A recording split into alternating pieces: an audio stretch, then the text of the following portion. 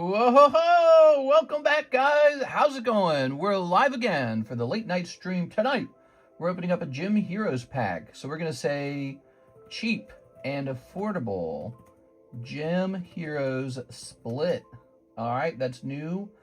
We're going to say Luffy, Lego, another one. And then finally, we're going to say Poor Nido King. Let's see, we'll say, no, not Poor Nido King. We'll say, Weiss Brown Dust. All right, because that was selling pretty heavy, actually, in the daytime stream.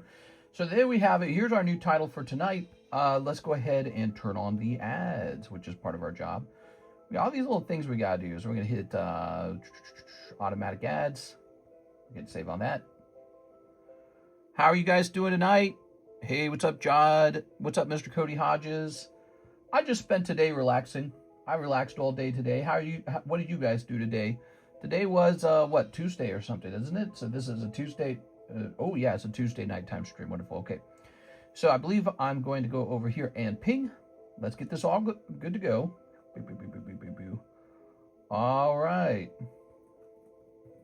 We're going live for Tuesday nights. There it is. All right. Turn this down a little bit. So we've got the new stream up. Let's go and advertise it on Instagram and Facebook. Okay, we're coming over here. Closing all this stuff up. Good. Clicking on this. All right. Let me go ahead and delete this. Okay, we'll pull this back. All right, good. And now let's grab another one. I'm gonna go ahead and delete this. Delete. We're gonna pop this in here. All right, hopefully some new guys from Instagram and Facebook. That's what we're doing. We're advertising on Facebook and Instagram. Mike's side posted opening a pack with one hand. I didn't know that. Wait, did that upload here? Oh, you got to hit refresh. All right, here we go. We'll go ahead and update this. All right, there we go. So back over here on the Facebook, I'm going to pop in here and dump this in here. All right, good. Cool, man. So that's all good to go. And was I thinking about anything else last time? I can't remember. I don't think so. Ooh, I still haven't got those SGC slab holders listed up on eBay. I got to do that really bad. Okay, let's see. Good. We have an order already from Mr. Team Rocket Grunt. Now, wait a second. Did I see a message from Mint Mobile? You paid Mint Mobile $12.15. Why am I paying Mint Mobile 2 times? I swear it did that last year. I'm going to figure that out. So it did it again this year. I thought I already figured that out. So we'll have to figure that out. Mint Mobile charged me 2 times. We're going to get that fixed. I want to write that down on a note. Let's see. We got a few things we got to do. I got to take inventory. This whole thing. Okay. I'm going to put that down. Mint Mobile. I'm so annoyed they double charge. I'm also going to put down inventory on this list. Inventory. All right. The things to do. All right. Mint Mobile inventory. I'm going to hang this up over here. Okay. I can tear down the old sticker. We don't need that anymore. And let's see where we are right now. So I'm going to hit refresh over here. Let's see. Did I add... I don't think I added the website to the commentary section yet. Did I? Let's see. No, this was from yesterday. Or this was from the daytime stream, I should say. We'll hit copy on this. Let's hit pause on this. Hey, what's up, Mr. CS Man? All right. We're going to hit pin on that. There we go. It's pinned. So we have 2 of these pack splits. One's pretty expensive now, 98 and 45. It's going up, you know. That's all there is to it. There's a very special booster pack. Inside of it, you may pull Misty's Tears, which is, I believe, a multi-$1,000 card now, and it's just a common trainer. And then on top of that, you may also pull a holographic card, and if those grade 10, very often, those turn into multi-$1,000 cards too. So, yeah, the booster pack just reflects the fact that, you know, the actual graded slabs that come out of there cost so much. So dang much. Okay, we're going to plug in here. We actually have a lot of slabs that need pricing. I'm going to turn my iPad on now. We did horizontal mode for the daytime stream. Let me throw all these away. Okay, those are all put away. Good. Grab this. And let's grab this. And let's hit pause. All right. What did that Japanese gym get? When did the Japanese gym get so expensive? I remember I'd buy those for like $3.50 a couple months ago. I don't know about a couple months ago, but yeah, Pokemon continued to rise in price, obviously, over time. And that includes vintage packs. And yeah, it's just a really expensive pack. That's what it comes down to. It's really pricey. We have a really nice one here. And we're hoping to pull Misty's Tears. We're hoping to pull maybe Scyther, maybe Moltres, maybe... What else is in there that's really good? Ooh, look at this War Turtle. Some really nice stuff in there. Maybe a Misty's Psyduck in there. All right, I'm going to delete this email. I don't need this email. Here's an Uber Eats email. I don't need that. Okay. Now, didn't we have an order from Team Rocket Grunt? Didn't I read that out loud? Where did that order go? Was that in the website? Let me hit refresh. No, it's not there. Oh, here it is. Team Rocket Grunt, $30. I'm new here. 6 Pokey Shuffles. So he ordered that 45, excuse me, 45 minutes ago. Excuse me. All right. And we also have $5 for Roki Hyun. Roki Hyun. All right. Roki Hyun. $5. All right. Ooh, let's adjust the camera. So we got a lot of cards that haven't been priced up. Did you guys know that? We have a lot of cards that have never been priced sitting right behind me right now. Mr. ordered food, but did not share. I got Jimmy John's. What sandwich is your favorite sandwich from the Jimmy John's? I got the Ultimate Porker. That's my favorite one. 6 Pokey Shuffles. You know what I like about it? There's no cheese on it. I don't know why, but that's just like, it's such a good experience. It's like ham, bacon, no cheese. Hold the cheese. Not that I don't like cheese on sandwiches, but it's just like a really focused porky flavor. I feel sorry for people who aren't allowed to eat pork. You're missing out. 3, 4, 5, 6. Yeah, they made those rules up like 2,000 years ago. Here we are. Very good. All right, go look at Asia. They eat pork every day over there. They're not dying. Asians live to like 100 years old. Here's Professor Oak. Hey, you got a pull. That's a pull. Cheese is what makes the sandwiches. I mean, again, I don't got anything wrong with like some cheese on a sandwich, but there's just something really special about the Ultimate Porker, man.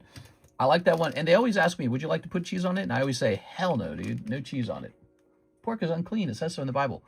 Yeah, but, you know, back then they all lived in like a crowded little city. And they would have like pigs that would eat their own poop and stuff like that. And, you know, so that was why they decided it was unclean. Let me have a sip here.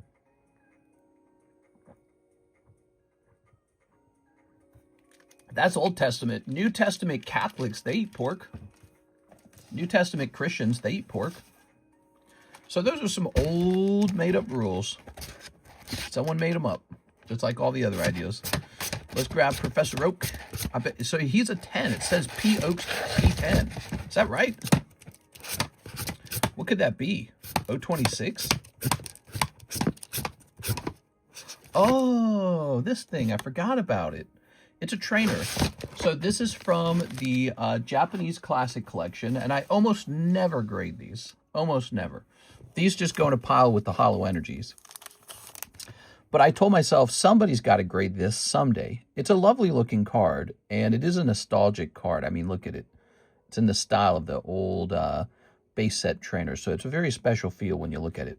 Now, this is re-rollable, but I know Team Rocket Grunt's not here right now, so he's probably going to show up later. And what I'm going to do is I'm just going to write his acronym here, TRR, and he can come in and decide if he wants it later. Just a reminder, if you have the 2 consignment cards, oh, I should have grabbed those before we started. I'm so silly, dude. My bad, dude. Yeah, we we got to get your 2 cards up for consignment. Here's Mr. Them 5 of the Spirit Forge. So, believe it or not, I bought like a whole case of these, Mr. Them. I bought a whole case of Spirit Forge because this set sells, man. 1, 2, 3, 4, 5. This set sells so much. All right. Pork is unclean and unhealthy, says Jod. Like I said, so one of the biggest consumers of pork in the world is Asia. And Asians live to like 100 years old. They actually outlive a lot of other groups. So I think you've been told that it's unclean. Have you ever seen like how cows and chicken and all the other animals eat? They're not exactly clean. You ever seen a dog eat its own poop? You ever seen chicken eat chicken poop? Here we are. Yeah, none of the animals are exactly clean. Here we are. You ever seen them pop a blister, a pus blister on a cow? That's not very clean. So the idea that one animal's clean and the other one's dirty, those are really old, like, medieval ideas. Like, it's 2026. We're not living in those time periods anymore. Ready? Pork is naturally unclean because they are omnivores, but we have cleaning stuff to make it clean. Vegetarians are really clean. All right, you ready? Here we go. Ooh, we got Void Burrower, Draven. Ooh. All I'm saying is there's someone in Asia who is about to eat pork right now, and they're going to live to 100 years old, and you're not going to eat pork, and you're not going to live to 100. It is. So I don't know what to tell you. The evidence about clean and dirty and all that other stuff, you can go with whatever you feel like, but we can see who lives the longest. Asians live to 100. There we go. Asians hit 100 pretty often. You know who else hits 100 years old? A lot of Europeans do. They all eat pork too. So they eat tons of pork. Maybe not as much as Asia, but they eat pork, you know, Christmas ham, you know what I mean? Got Christmas hams. A lot of Europeans live to 100 years old too, and they're eating pork. We are. Yeah, I eat a lot of pork, so hopefully I live to 100. We are. There you go. Yeah, they came up with those rules. Never forget, those holy books, those books are written by holy people. It was just some guy wrote the book.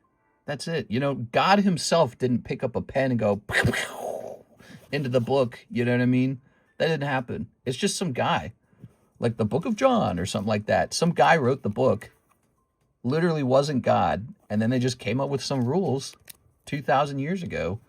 So, and then we just kind of blindly follow that and just assume that's the way it's got to be. Meanwhile, Asia's eating pork pretty much every day. It's like their favorite meat. And they live really long lives. They live like remarkably long lives. All right, Mr. Hathim. Indians don't eat beef. Yeah, the Indians don't eat beef. We are. Kind of weird, isn't it? Somebody's got to be wrong is all I'm saying. Somebody doesn't have it right. Somebody got the wrong information. Maybe everybody? All right. If I die of something, I hope it's my Pokemon cards falling over on me because I own so many. He died in an avalanche of PSA 10 gold stars. There you go. There could never be an avalanche of those. There's not enough in the world. Let's see. Asians exercise and eat a lot of veggies. That's true. Let's see how much pork Asia eats. Let's see. How much pork does Japan eat?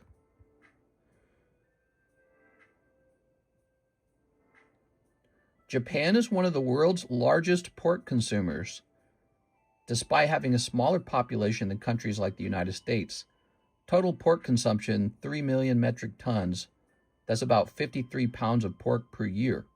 So the average person in Japan eats 53 pounds of pork per year. You know who lives the longest in the world? Japanese. They're the longest living mother effers. They just live for a really long time. The Japanese, they live for a long ass time, dude. How do you explain it? If pork's so dirty, shouldn't they be living shorter lives than everyone? Wouldn't that be the correlation or something? So, or causation, whatever the term is. If it's really unclean and they eat the most of it, they should be living shorter lives, not longer lives. They live longer than you on average. So what does that mean? It's got to mean something. All right. Interesting conversation. I didn't expect that. The pork conversation. Here we have Pikachu. Listen, if you guys don't want to eat pork, I say the same thing about that I say about people who don't want to eat shellfish like crab. More for me. Imagine the entire world's population started eating crab. Well, the price of crab would double. So in a way, you're kind of lucky that a portion of society just sort of arbitrarily cuts themselves off from crab, which, by the way, if you didn't know this, crab and lobster, super healthy cuts of meat. Crab and lobster, they're just packed with nutrients that you don't normally get. Very, very healthy. And that's another thing the Japanese eat a lot of. They eat a ton of shellfish. So they eat all kinds of seafood.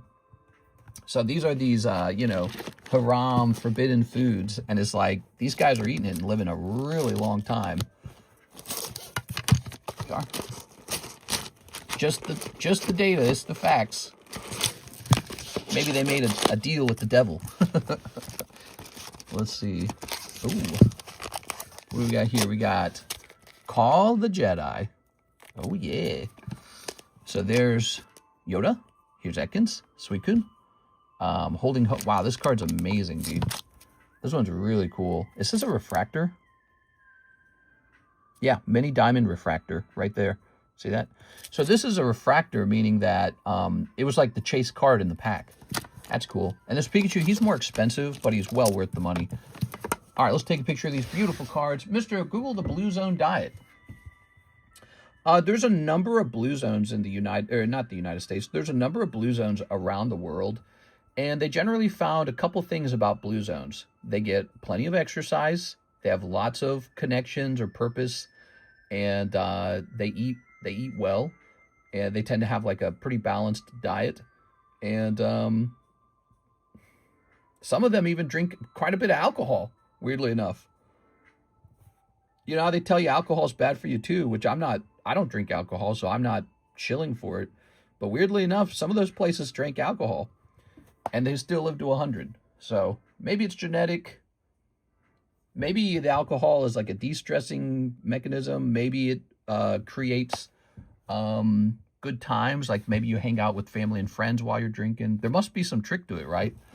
But yeah, the Italians in that one place, they'll be having like a bottle of wine with every meal or something. And they're like, yeah, we live to 100. Wow. How? You're all drinking alcohol. Everyone tells me it's the devil. So, Mister, I looked it up. Japanese people, top 5 food is rice, noodles, seafood, nothing about pork. Let me show you what I read again, okay? Hold on. So I'm going to show you, okay? So right here, how much pork does Japan eat? Japan is one of the world's larger pork consumers, despite having a smaller population. Here it is, per person, 53 pounds of pork per year. They eat 53 pounds of pork per year. And it says they're one of the larger consumers of it. Now, I already knew that because that's true for all of Asia. So like the Chinese do that. Koreans love pork. So Asians love pork. It's a delicious meat. It's a very delicious cut of meat. And they don't live shorter lives than people who forbid themselves from eating pork. It's ironic they live longer lives. So how do you explain that? All right, and you know, they eat other things that are forbidden too, like the shellfish. So the shellfish are forbidden by some religions as well. So Asians love shellfish. I love shellfish. Delicious, very salty, briny. It's got an umami flavor to it. It's almost got a bit of a bitter flavor, kind of like a stinky, rotten animal flavor to it. But it's just so good. And, you know, with the shrimp, I'll eat the poop shoot and everything. I don't care. Delicious. Finger licking good. When I was a kid, back then, no one removed the poop shoot. That wasn't a thing back then. No one talked about it, and everyone just ate the poop shoot. It didn't matter where you went out to eat. If you got shrimp, it had a poop shoot on it. You just ate it. No one cared. Now in the future, everyone removes it because we got like machines that can remove it. So everyone's scared of it. Totally edible, just extra nutrients. A little extra protein or something. I lived in Japan for 10 years and I saw pork everywhere. Yeah, Joey Albrecht was actually in Japan for a long time. That's a fun fact about Mr. Joey. at the end of the day, it will be determined by the complete lifestyle, not just independent small factors. Yeah, exactly. It'll be a lot of things. It'll be a lot of things. But it's weird because there are societies that forbid pork, and they don't outlive the Japanese. It is. They'll forbid pork. They'll forbid shellfish. So, okay, so it must be unclean. It must be unholy or something like that. Meanwhile, the countries that go ahead and just eat what they want, they outlive you. How do you explain it? Let's see.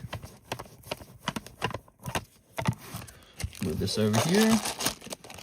Countries with the longest lifespan. Look it up. Japan is near the top of that list. I think it might be the top of the list. But we can look that up as well. Let's see. No country average lifespan is 100. Well, it's not about average lifespan. It's about who gets to 100 the most often. Which countries have the longest lifespan? You ready? You would think it's the countries that ban pork, right? Because it's so unclean. Let's see. Monaco, that's a very wealthy country, Monaco. San Marino, I've never even heard of that. What? San Marino? Number 3, Hong Kong. That's China. China eats the most pork, I believe. I think they're the #1 pork consumer, China. Hong Kong is number 3. Number 4, Japan. Number 5, South Korea. There you go.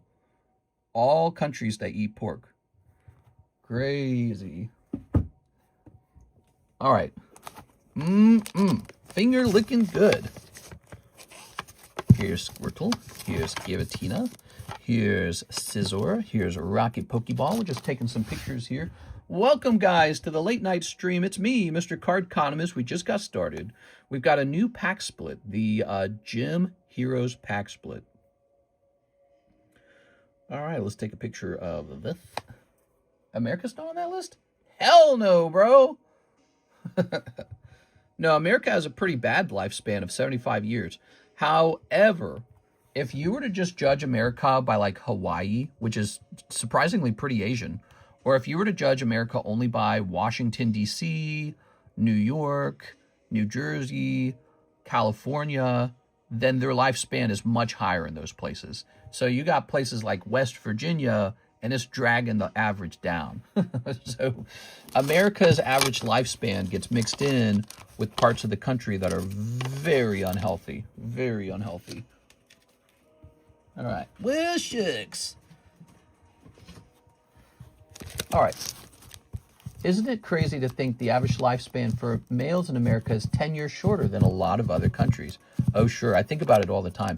Actually, so one of the temptations for me to move to California, when I do research on where people live the longest, Hawaii's #1. Number 2 is California. This is a pretty good argument.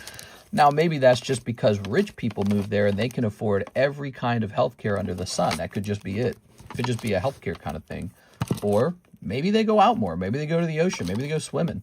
Maybe rich people are less stressed. You think stress kills you? I think stress kills you for sure. Maybe they're less stressed. I don't know. Maybe that lifestyle's healthier. Maybe the healthcare's better. Maybe they're less stressed. Couldn't tell you. But they live longer out there, that's for sure. Yeah, they live much longer. Anything more on the fraudulent behavior? So in the daytime stream, I mentioned how the gentleman last night, Kendrick Yu, the guy who's spending all the money, he was a person with a stolen credit card.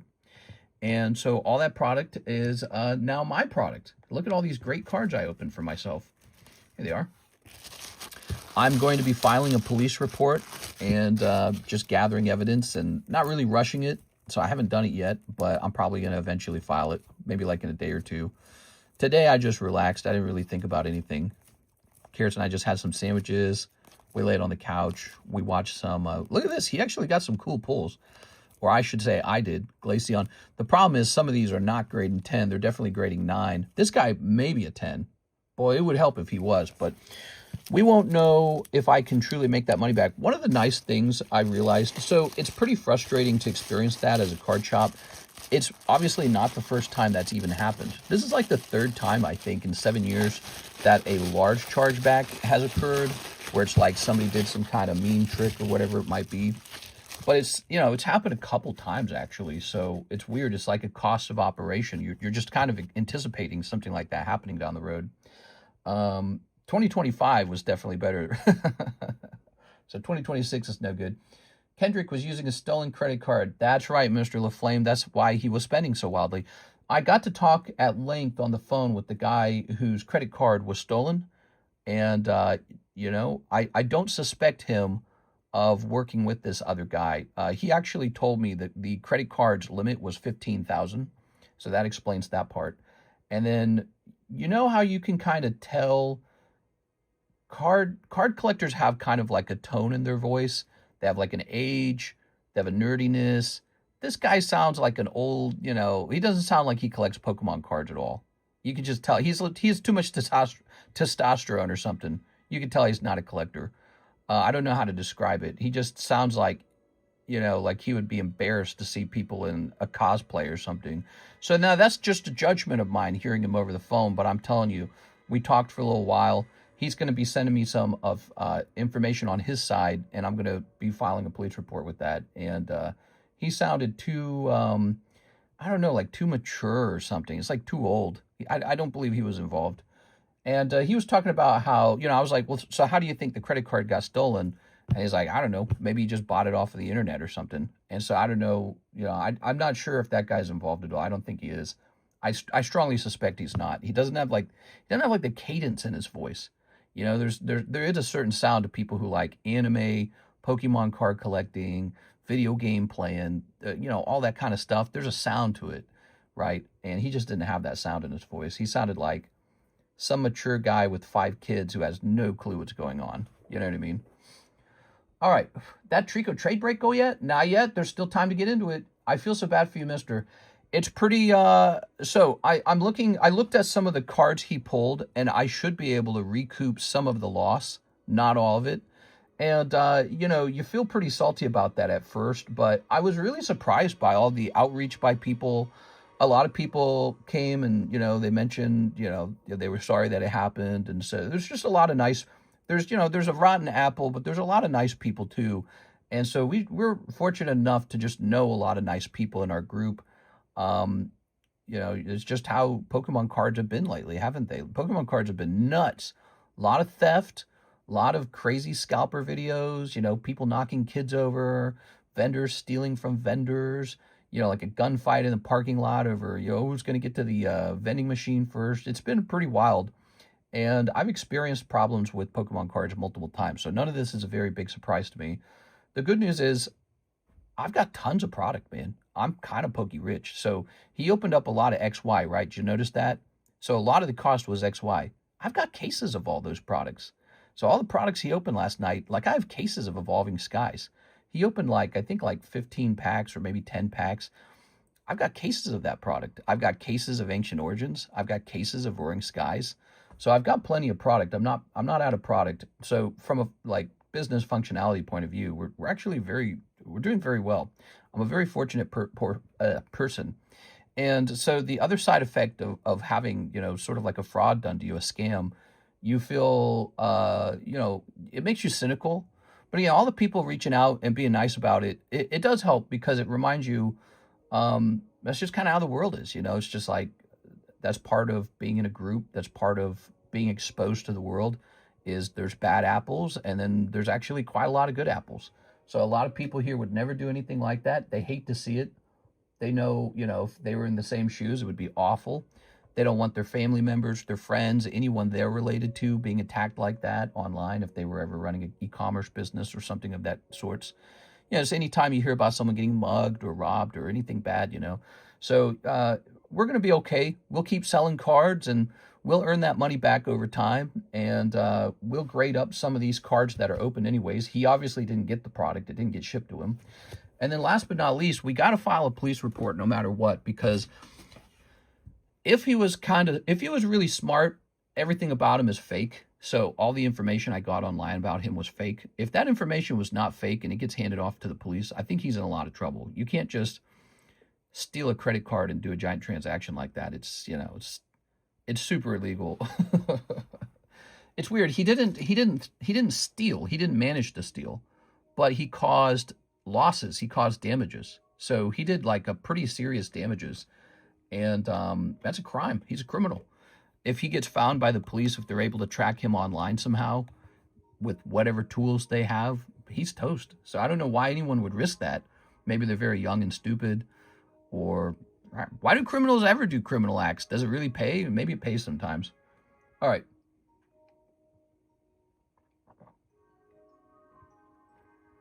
Should you wait until the police report finished grading? Yeah, you're right. I'm not gonna, you're right about that. All right. Why did the card keep going through if it was stolen? Yeah, so that was actually one of the reasons I kept opening, because I would check the PayPal account and the money says delivered. So the money, or well, it says completed is what it says. So the transactions were completing. And I'm like, all right. And to me, I sort of took that as, well, this is a guy of means. This is a guy who has cash. And that's a real thing, especially in this hobby. You run into people who have real deep pockets and they have a lot of money. And I've made quite a lot of deals like that, multi-$1,000 deals. So I thought, okay, maybe this is just a guy of means and this is his first time coming over here and he's just splurging. So that's the way I interpreted it. Here we are. So next time we'll have to be a bit more careful. We'll have to put a limit on how much can be spent. We'll have to do research on him before we keep going. You know what I mean? So we'll be more careful next time. And yeah, just all a part of doing business. If you guys ever think I'm making too much money, just remember, you take the losses too. So it's the profits and the losses. And then there's a net amount that you actually earn. All right, let's see what we got. It's hard enough to sell a product at a profitable price. And then, you know, you have something like this occur and now you got to make up for it. What happened with the daytime stream? Nothing. All right, Mr. traded me a Sabrina Gengar for his signature. Remember when I said it was weird how PayPal didn't flag those big purchases? Well, so yeah, to me, that's not a sign of weirdness. To me, that's a sign that he must be passing a lot of security checks. Only rich guys can do that. Good credit cards with the guys who have a history of spending a lot of money, only they can do that. You can't spend that kind of money. PayPal will block it. So I thought, okay, well, this might be a big baller. That's why I thought.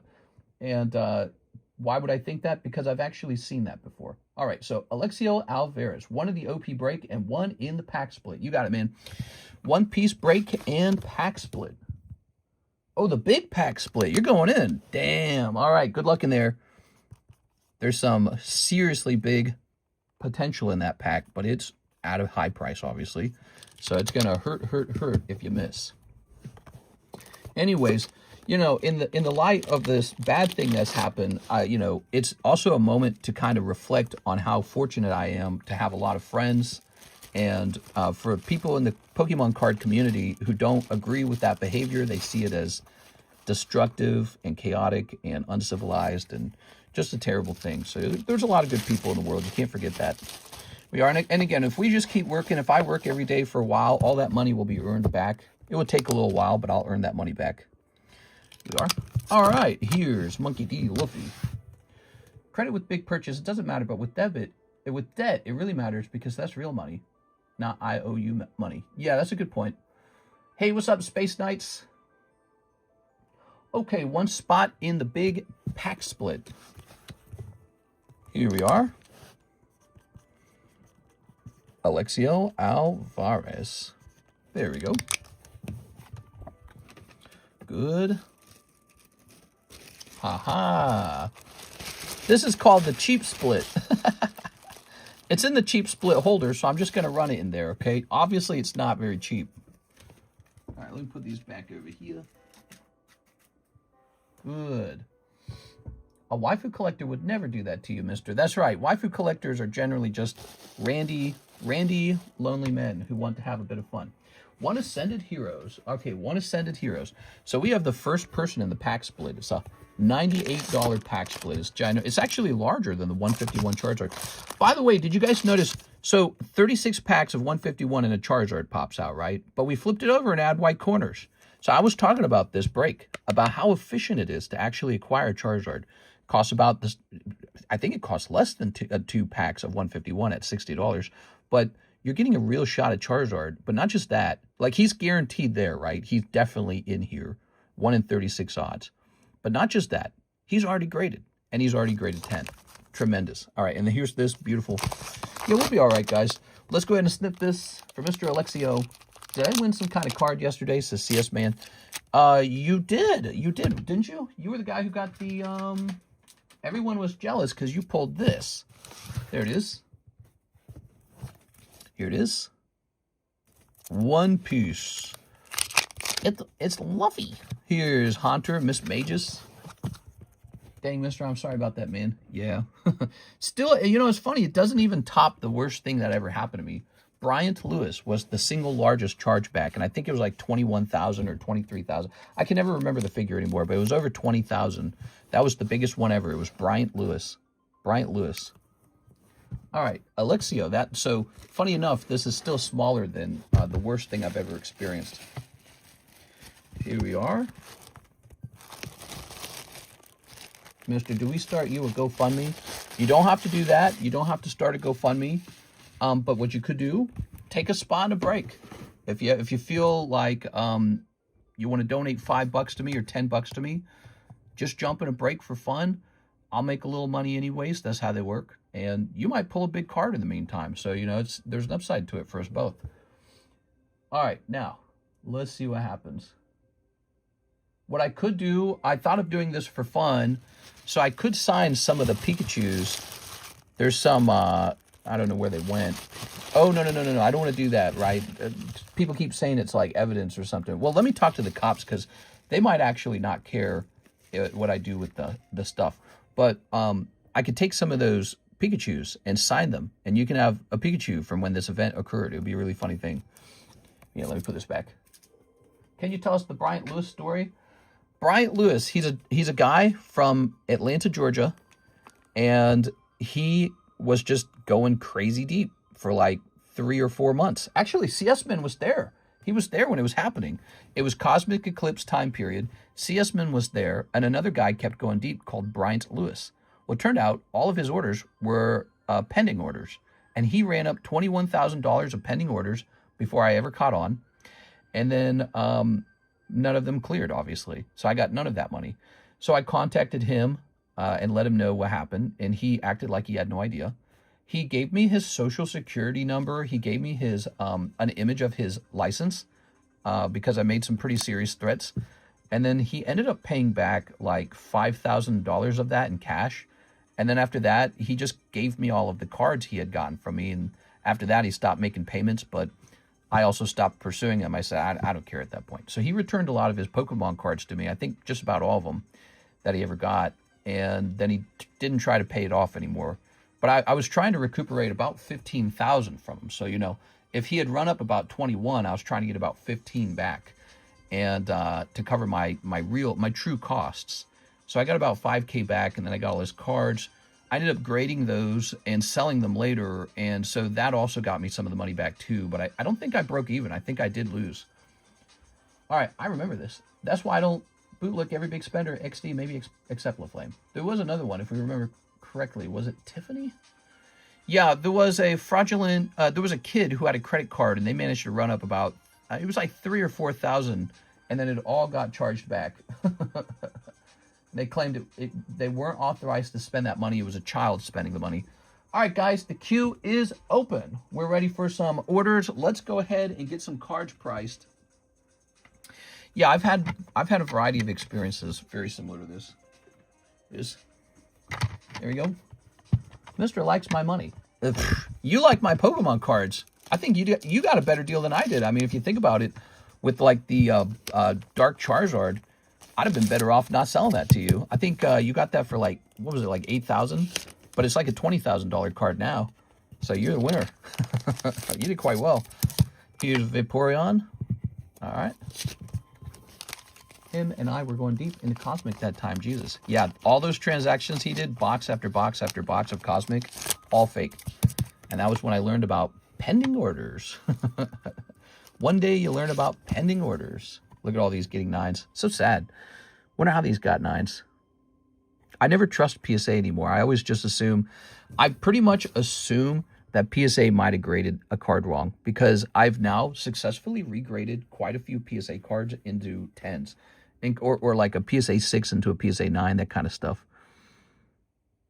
So like with this card, what the hell's wrong with it? It's ever so slightly off center, but I don't see any gray dots or anything. I'd love to crack this and try again. I'm scared to do that. PSA is shut down right now. So, I don't know. I'm just going to price it as is, probably. Dark Zard for 8K, Shiny Zard for 4K. Yeah, I mean, I think you have a net positive gain on this channel just because those cards, Dark Zard went from 8K to like 20 to 25,000, probably like 20,000 right now, right? And then Shiny Tyranitar, what's he, like 30,000 or something crazy? I don't know what he is.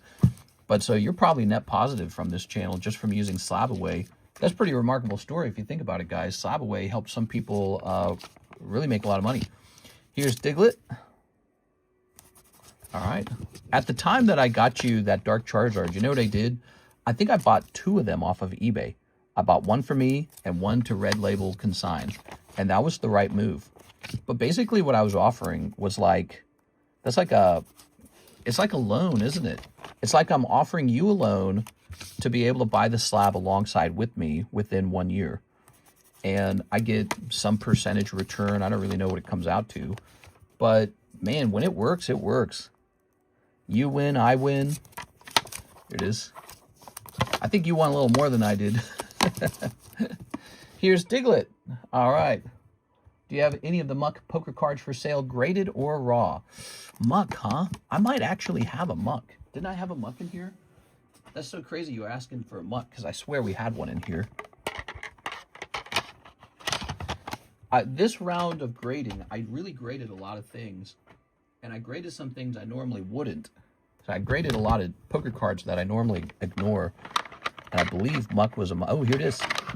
That is a 1996 Poker Red Muck. That's the real deal right there. That's going to be what people need to finish their red deck collection. Yes.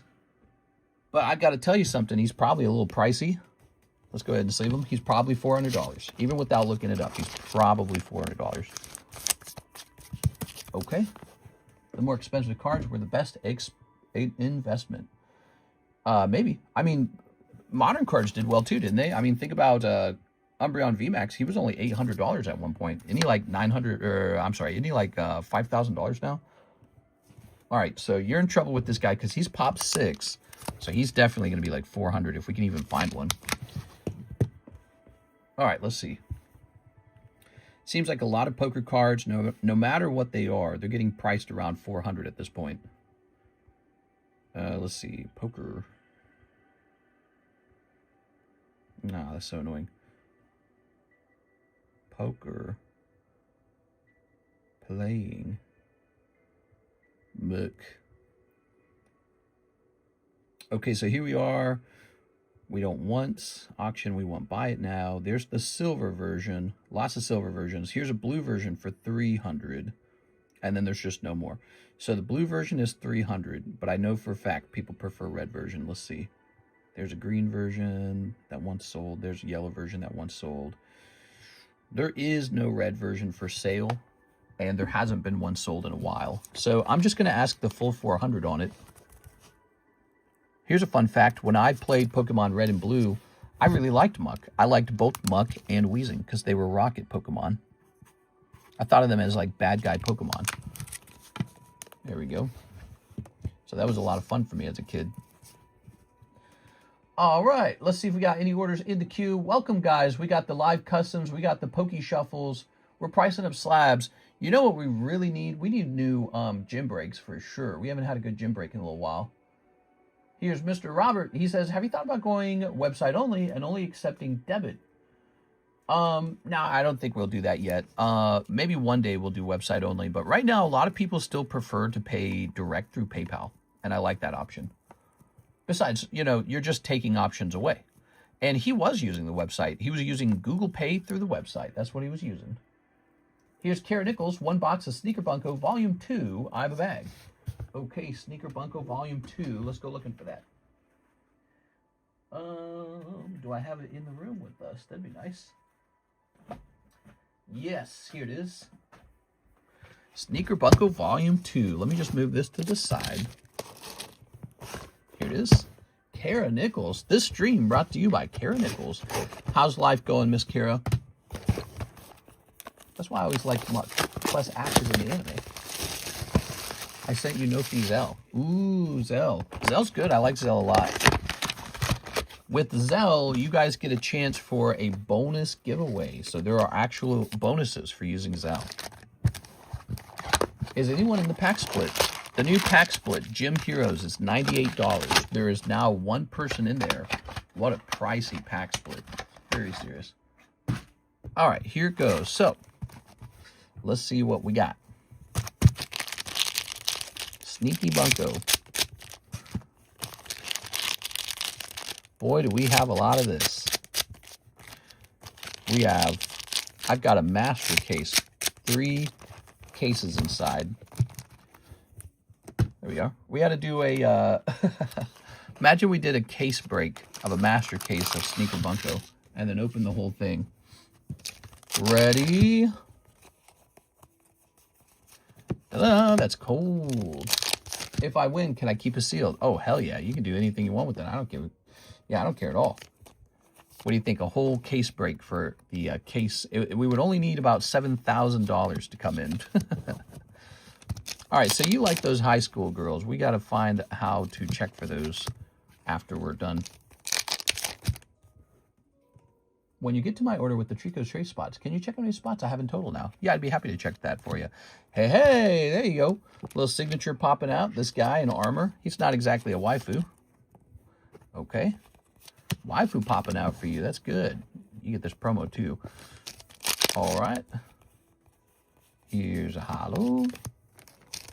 Here's a holo. Sneaker Bunko. It's made out of girls from various anime sets. So it's a couple anime sets combined. We also have GA Bunko. It costs more, but it's like a more premium product. There's only 12 boxes in a case and only 10 packs per box. So it costs more. And then we also have the brand new Brown Dust, which has been pretty much, it's been selling really well despite its size, despite its price. And it's also a premium product. There's only 12 boxes in a case. And there's only 10 packs per box, just like GA Bunko. So they keep changing their boxes around, their cases around. I don't know why they do that. I don't know why they keep doing that. Here we are. All right. I hate you phrased it like high school girls. You aren't wrong. One has purple hair. One is harder to tell with longer brown hair. You don't like that phrasing? Here we are. All right, let's see. I don't really think about it too much. Is this one of them? I feel like that's probably one of them. That's one of them.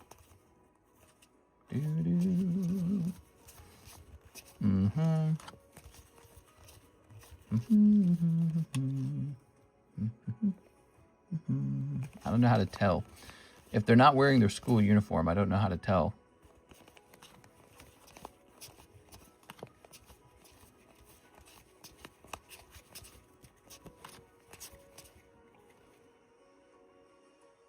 That's one of them. There we go. That's tricky, see? Like, my brain recognized the hair, and that's all you can go off of in that image. You are.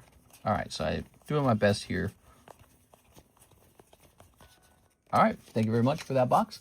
I don't know if there was some kind of error or if someone donated me the spot in the Luffy, but I never bought a spot in that break, so I just want to be honest here and see if it belongs to someone else. Oh. It may be Kevin Vu's. I was talking to Kevin Vu about that. Let me put this over here.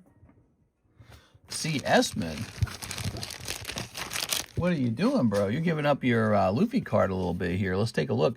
So Kevin Vu actually mentioned to me that he ordered a spot in the box, in the Luffy break. And I said, well, it appears I never put you in there, right? So he says, I'm supposed to be in there. And then after it finishes, I go and I look at his order, and it had this little catchphrase to it. And I was like, oh, I remember this order. I did process this one. And I said, maybe we wrote the wrong person's name down on the card. That's what I said. I said, maybe we wrote the wrong person's name down. Maybe it was you. No, Mr. gave a free spot to CS-man. He was like, CS-man is cool. I'm giving his free spot in Luffy. We are. So I guess what we ought to do is an investigation, because if it's true that CS-man never ordered a spot, that means that is probably, it's quite possible that's Kevin Vu's card properly. and I made a mistake and wrote the name down. Mr. C. Esman. We're going to have to change his name to Honest C. Esman. All right, let's see. He was like, C. Esman is cool. I'm giving him a free spot in Luffy. That's not what I said. All right. So there should be a way to look this up really fast. You guys share kind of a... Here we go. Let's see. Oh, I definitely confused you guys. It's definitely... That's definitely what happened. Oh, it makes so much sense. All right. I didn't write the wrong name down. I translated the names wrong. That's what happened, isn't it? Well, Kevin Vu's going to be very happy with this. C.S. Man's like George Washington. He says, I could never tell a lie. Ah, yeah. Okay, so that is what happened.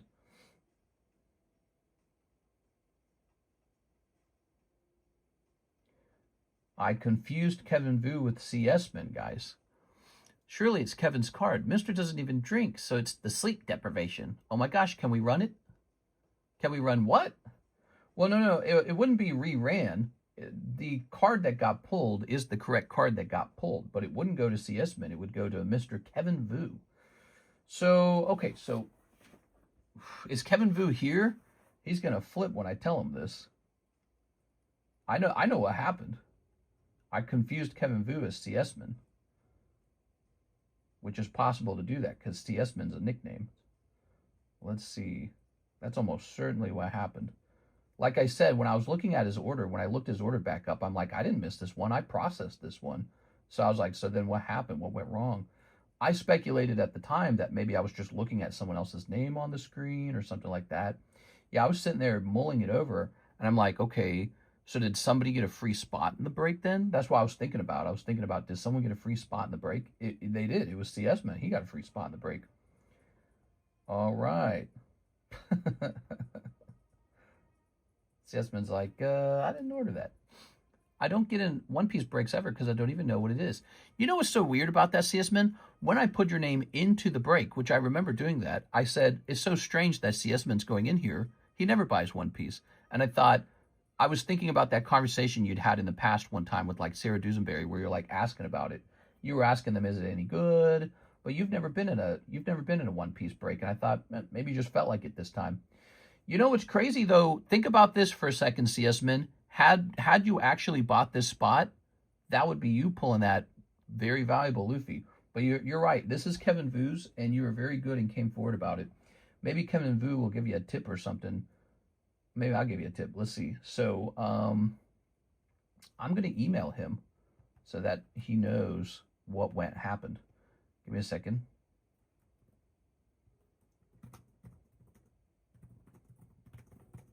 You won the first Luffy break.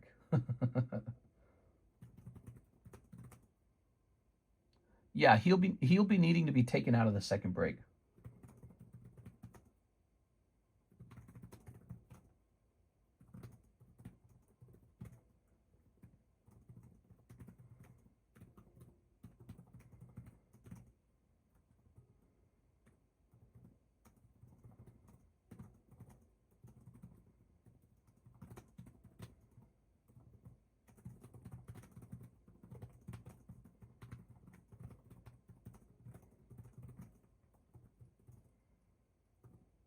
Mm-hmm.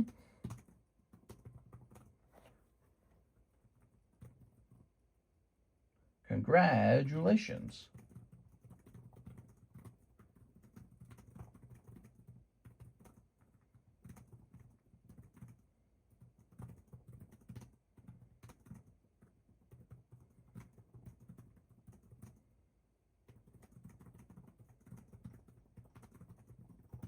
All right, send. There we go. I'm going to head over to the Breaks History channel, and we're going to convert this to say Kevin Vu. There it is. All right. No worries. I've known you too long. I couldn't just be quiet. Well, you know what? The truth is, CS Min, it doesn't even affect me. Whether you get it or Kevin gets it, I still made the same amount of money. So what you just really did was very nice for Mr. Kevin. And yeah, you could go to bed at night comfortably, not worrying about the, maybe the concern that someone puts the pieces of the puzzle together. Here we are. All right.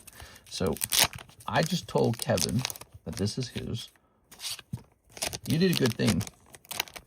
Saved us a lot of time, too. Here we are. Here's the one piece break. Ever since it happened, CS has been smoking a pack of cigarettes and looking over his shoulder. There you are. It's really clear how the mistake was made. I understand it now. Kevin Vu's going to be partying tonight. There you go. Wait, CS Man likes One Piece? Yeah, he told me he loves it. It's his favorite. So, where are we? Joey Albrecht, he says 5 Pokey Shuffles, 25 for Slab Away. All right, Joseph Albrecht, let's head over to Slab Away, guys. Slab Away has gotten a lot more active ever since we started all these poker cards. Oh, I actually wrote your name down as Joey Albrecht. I shouldn't have done that because it's confusing. 680. All right. So you have the Staff Tyranitar. Oh, very nice. That's one of my favorites. All right. And let's grab this. This makes me remember when I was half conscious and you confused me with someone else. I was wondering why you gave me a box of 151. Yeah, I've probably made a couple mistakes in my time. They call me Mr. Never Forgetty. That's my name. That's my nickname. 1, 2, 3, 4, 5. And give me a second here. Jump it back over here. Yes, 5 Pokey Shuffles. The ever-popular Pokey Shuffles. Here they are. They're an instant break. In this case, it's a cold round. And if you do get a hot round, you can always send it back in if you don't like it for 90% of its value. All right, so that is the end of the Joey Albrecht order. So what do we have over here? We got to put together a new giveaway. I think this Tag 10 Duraludon shall be the new ZELLE giveaway. It's actually a Shinji Kanda drawing. It's just kind of a cute card. Here we are. Probably worth like 40. This is the new ZELLE giveaway, okay? So people who use ZELLE get to go in on here. All right, so I'm going to say Joseph Albrecht. Good. And now, I think we ought to put CS Min on some giveaways for a little while as a result of his honesty. So we're going to put CS Min right here. I'll put a plus sign next to your name, and this will say ZELLE. How about we put CS Min in every giveaway until he gets one of the giveaways? All right, so a little bonus for you. I think CS Min deserves a little honesty prize. Yes, I'm going to be placing him into every giveaway until one triggers for him. All right, let's see. Let's grab this and hit refresh. I'll put a One Piece pack for him, then pull a big hit from One Piece. That's what I'm going to do. Here's Mark Kaplan, and he says 2 Trico trade spots. The Trico trade break.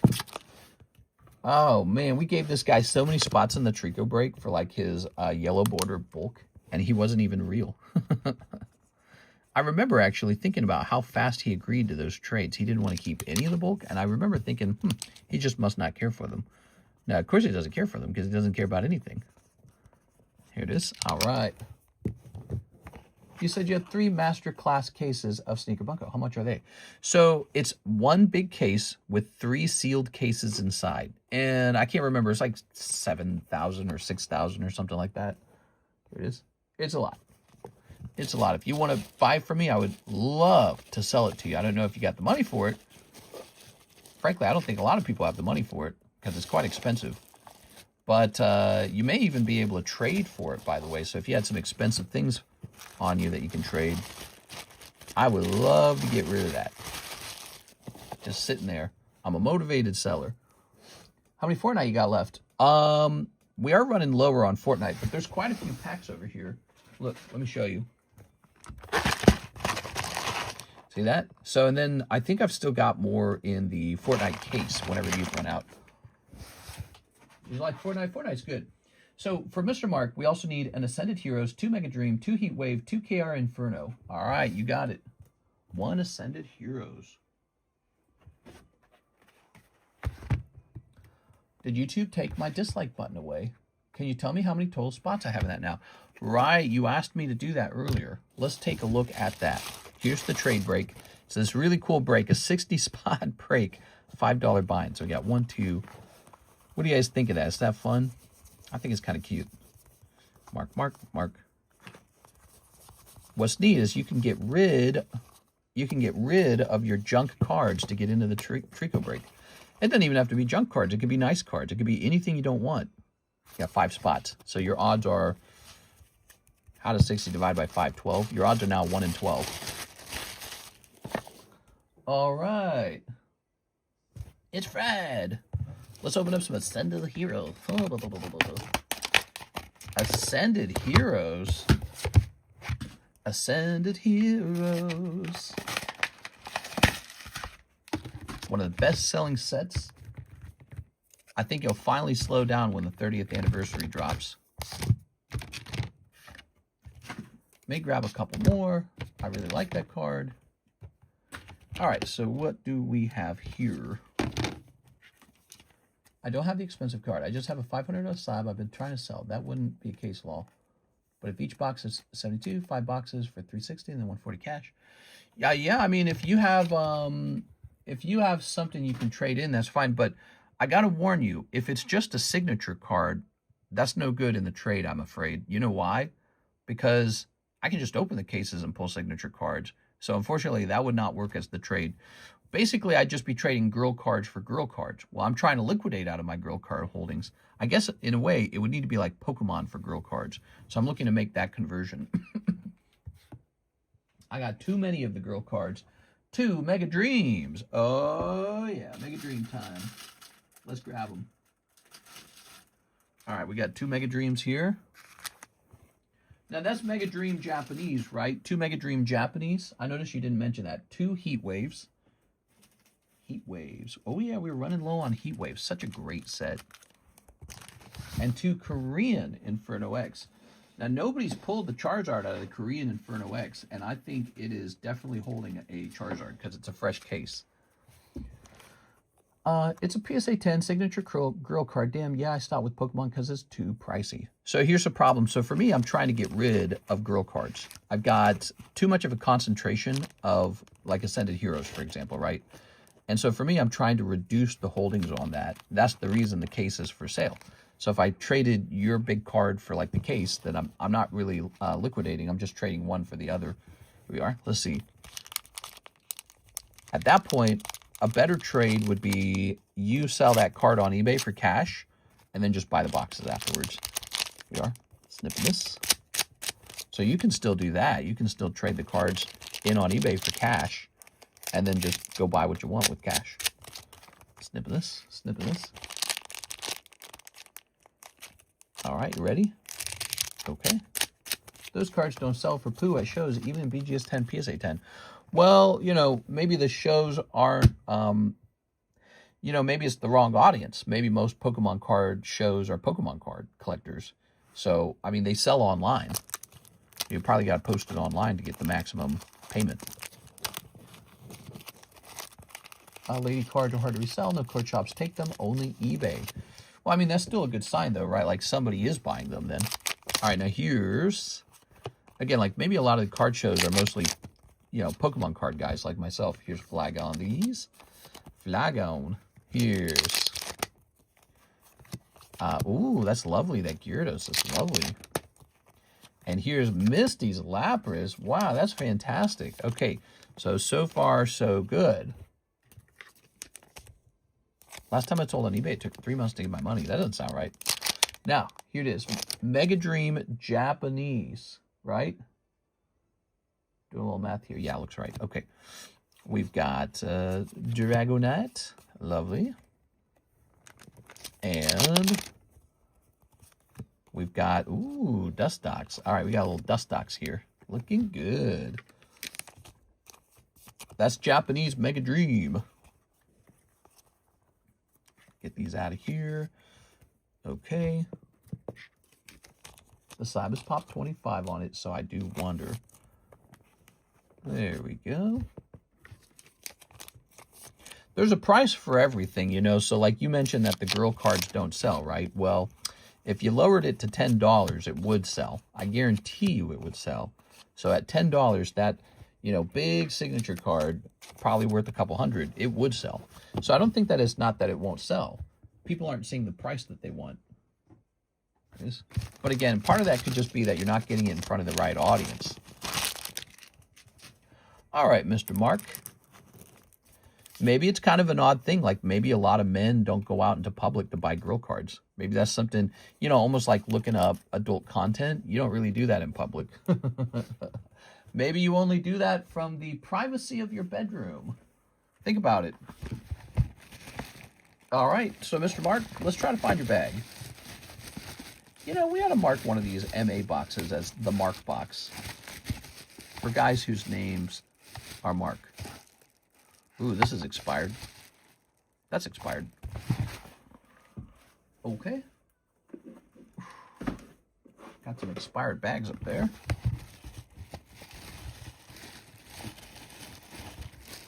Let's see. Matthew. Mark, is this a new bag? Mark Kaplan? It probably is. Ugh. Oh, my back. What the hell? My back's already hurting? How? That's no good. Wow, this bag is so expired. Look at that Mark Ortiz bag from 11/24. Jesus, dude. And by the way, you know what we haven't done yet, guys? We have not done repos. It's repo time. Here's another one. Marco Al... I can't even read the rest of it. All right, new bag for Mr. Mark Kaplan. You got it. Mr. Lombardo. Mark Lombardo. Okay, they got little baggies there. I tried selling ciggies at 50% market. Nobody wanted it. I gave away my ciggies at a show. Guess that... Stupid, though. You gave your cards away? Give them away to me. Yeah. There's a price for them. There's a price for them. Again, think about it. Maybe guys just don't publicly buy girl cards. Maybe it's way more comfortable to buy them privately online. You know? Yeah, I'm spending $700 on this girl. Everyone come see what I'm buying. You know? There it is. Maybe guys want a little privacy when they're buying their favorite Gooner card. Can't believe I say that word now. Make the repos great again. Woo, repo time. Repo time. What do we got here? Type Null, Ghastly. Oh, interestingly enough, this is actually some Crimson Invasion. Okay, and then Mark Lombardo, who had nothing. All right, so there you go. You had two bags of almost nothing. Put this over here. Throw this away. Rotate these slabs. Here's a Charmander 9. Here's a Charmeleon 9. Those are kind of cute. Here's a Starmie 10 ready to go. Here's a Nintendo Frog Mario Gym Break for 20 bucks. Very cute. Very cutesy wootsy. There's a Harry Potter pack. That could be a gym break. All right. Oops. Metagross, Undaunted, Heart Gold, Soul Silver. That's a vintage card. Thank you, Mark. Who's next? We got some orders. Here's Mr. Robert. I've decided to leave the Umbreon. I don't want you to be out of pocket more than you already are, as much my mistake as it is yours. Ooh, you're trying to just donate the Umbreon, huh? To be nice. I can accept that, but I could also just pull another Umbreon for you. I really don't mind. I'm assuming it got repoed. That's the annoying part, is I don't actually know what truly happened to the card. If we didn't ship to you, then it most likely is still here. If it's still here, it most likely got repoed. But I'm going to look through these boxes again, because you're saying that. Robert Breeding. All right, you're Robert Wright. Rockstar Mahi. Rockstar Mahi has a bag. Rob Call. Here's... So this is your new bag. Robert T. Wright, Rigo Riley, Robert Hernandez, Robert Tumman, Richard Palmer, Rennell, Richard Campos. We did this like 3 times. No, the card is missing. I remember. We went really deep. We went looking over and over for it. Let me put this here. Okay, look at this Rockstar Mahi bag. What do we actually have in here? We have some My Little Pony in there. Okay, cool. Rockstar Mahi. We better save this in case he comes back to us. I don't want to lose that. My goal was to also just keep an eye out for it. So you never know, because let's say that, you know, I recognize you, you're Robert Wright. One of the things that goes on is we have these gigantic boxes of like abandoned bags pretty much. Let me go and find one.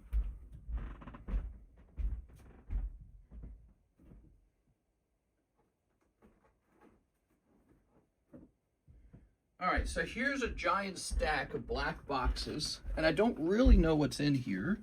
Just a combination of all kinds of things. See that? So that's what I do. Look, see? So here's some Disney 100. Here's a bag Miss Alexandra traded in. It's like hollows, it looks like. Here's Adrian V. Here's a Pokebra bag. Here's a Pokebra bag. And then that's box number 1. Here's just a giant bag of stuff. Any poker cards in there? No. Here's another giant bag of stuff. See, it would be funny if we were checking every single one of these bags and then ran into a random Umbreon. And I'd go, oh, look at this random Umbreon. That's probably Robert's Umbreon. So it might actually just be laying around if I recognize your name really well. Here's a Kevin Aon from 1224. Here's some old Pokebra bag. But so see, if I start looking through all of these at one point, imagine I actually find one. Here's some poker cards. Is there a just a spare Umbreon in here? That'd be easy. No? No, that'd be way too easy. Could give you a Lugia, maybe. Would you want maybe a Lugia? Maybe a Lugia and like 2 other cards or something. Let's see. Here's a Yu-Gi-Oh card shop. Here's a Roy Yi. That's pretty close to your name. He has this card in here. Pretty weird, right? So these are all abandoned bags, and they just go into a box at some point and never really get processed. They just sit here. Sometimes they get really old. Look, this is from 824. This is like 2 years ago. Pikachu, Tinkatink. And you can see there's not really too much in here. You can see it kind of all adds up too, though. Here's a Jacob Phillips bag. All right, I'll just put that back in there and start loading these back in. So you weren't in these, but do you see what's going on here? So there's more abandoned bags to go looking for. It's just a big job to do. There's like actually quite a lot of it to go through. Here we are. There's something really satisfying about the repo time. You like the repos? Don't feel the repo. I don't know actually the lyrics of that song. Or is it the other way around? Is Fear the Reaper? Feel the Reaper. Put that in there. Look, I got some spare poker cards here, but no Umbreon in there. All right. Let's grab some of this. See, like, what's this? A bag of just like some hollows or something? Guess this is a whole bag of hollows. This probably is some kind of trade. Ooh, I like these computer searches. There's a little Wug Trio in there. I don't know who traded me that. Maybe Six did. I'm not sure. But these are going to go in here and just sit around for a while. Could be sitting around for 10 years. How long do you guys think I'll stay in the Pokemon card hobby? Here's that Mark Lombardo bag from 924. How long will I stay in? Will I stay in for years? What's this? A Carlos Lopez from 1224. 1224, man. Oh, that's actually kind of decent. A little Dedenne. So this guy left a couple cards. But 1224, I mean, that was a while ago. All right. So at some point, it's going to go in here. Repo this. Hey, what's up, cheese? All right. I'm going to go put this back in the closet. Now I'm in the closet, too. And I pulled out my gun.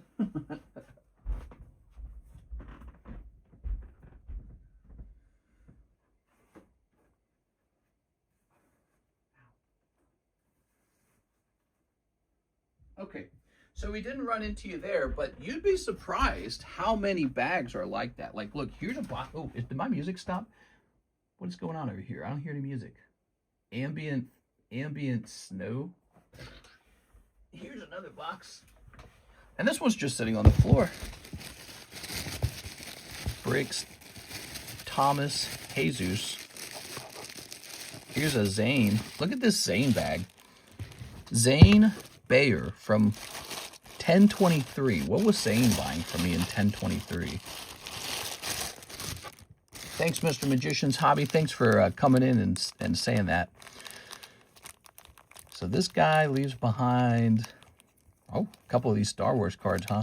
That was a pull from the live customs. I remember it. There you go. Zane Bayer, 1023. Wow. You should do repo breaks. Repo breaks. Repo this. I'm just going to put this back on the floor because my brain knows that's where it is. All right, we didn't run into a Robert Wright bag in there either. But there you go. So Robert Wright, your bag may actually exist somewhere. And it may have that Umbreon in it. Sign my Captain Pikachu in my bag in the cell. Do a break on it. Mister, I don't have much, but these are the two things I would like to do to help. Let me see. I think you're saying you want me to sign the card from your bag and then sell it to try and recoup some of my losses from the, all right, let's see. Oh, little Captain Pikachu. I don't know if I'll do that. I was almost thinking of signing it for you in place of the Umbreon, but I don't feel like that's compensation for the Umbreon either. So I feel like I do owe you that Umbreon. If we never ship to you, then obviously it should still be here somewhere. There's repo options. Let's make it Storage Wars. What if I made the first Storage Wars bag and you weren't allowed to know what was in it? No, because what if I know what's in it? Jose Trevino, Ninja Turtles, Teenage Mutant Ninja Turtles. Here goes. All right. Snip number 1. That's a nice Houndoom. Here goes, guys. We got an order from Jose Trevino. Return to the Seawares. Cowabunga. Oroku Saki Shredder Rising. Here's Utram Scientists. Ice Cream Kitty. Quintessential Katana. Everything Pizza. Pizza Face, Gastromancer. Ugh. Path of Ancestry. Here's Swamp. Donatello, Gadget Master. Together Forever. Here's Dawn and Raph, Hard Science. Brainstorm. Oh, that's pretty cool, actually. And Krong and Shredder. Is it Krang? Wow, that looks really wild, man. These cards are so cool. I think that Magic the Gathering's killing it with these crossovers. Don't you guys think so? They're basically just doing what Weiss Schwartz is doing, and I think it's working really well. From a collector's perspective, somewhere out there, there's a Magic player who hates all this, but from a collector, a grading collector perspective, they're doing well. Okay. Anyone want to gym break Charmander with me? Charmander would be, what, like 18 maybe? So it'd be an 18 spot break. $18 break. Gym break. Tossing that. Let's put this into your bag.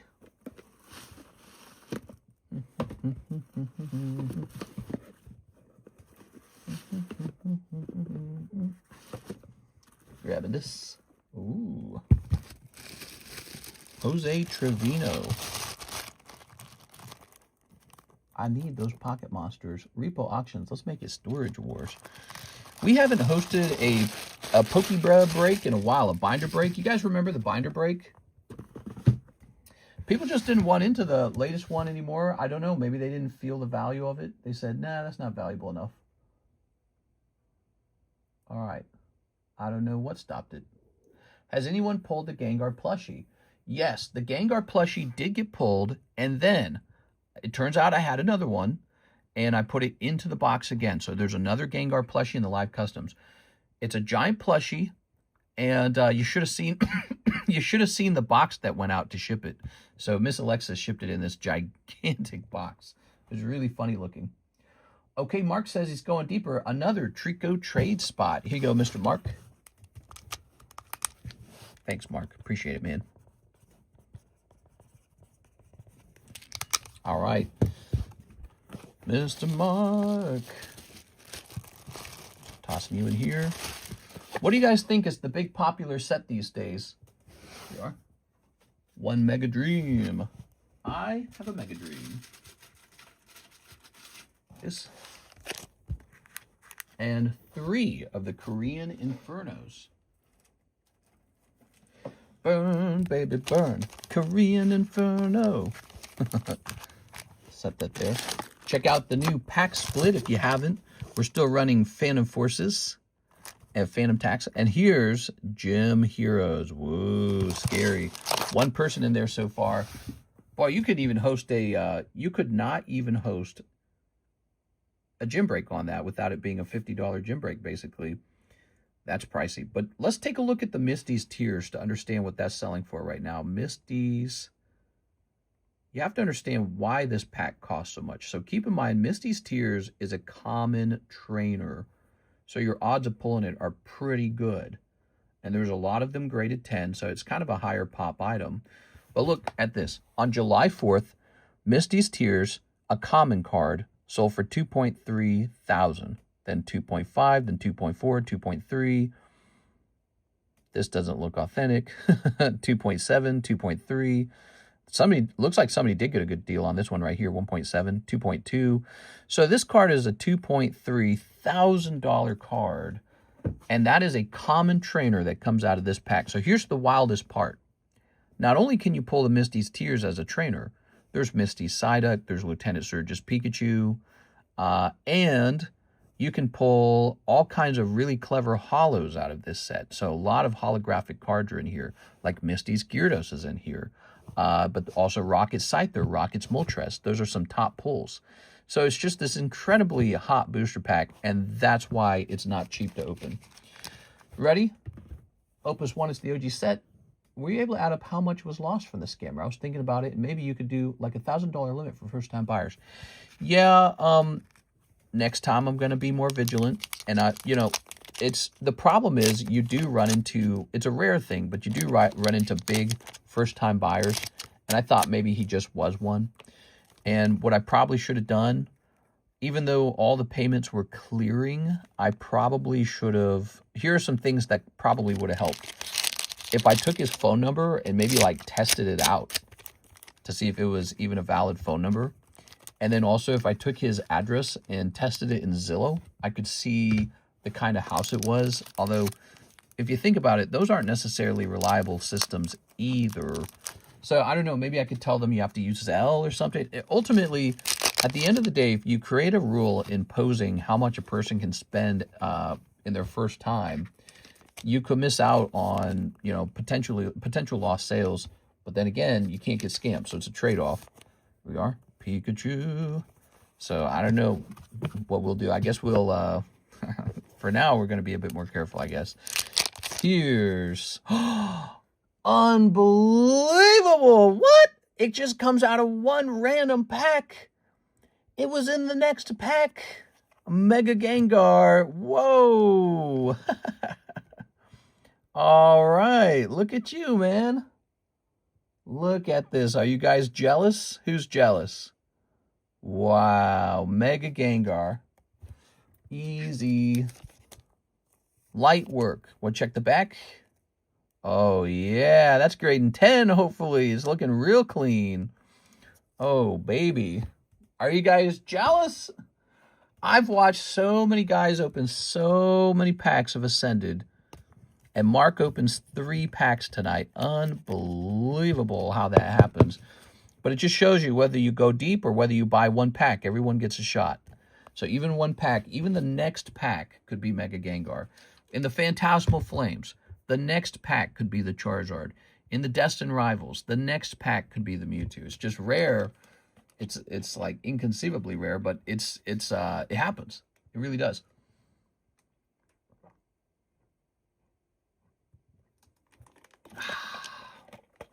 All right.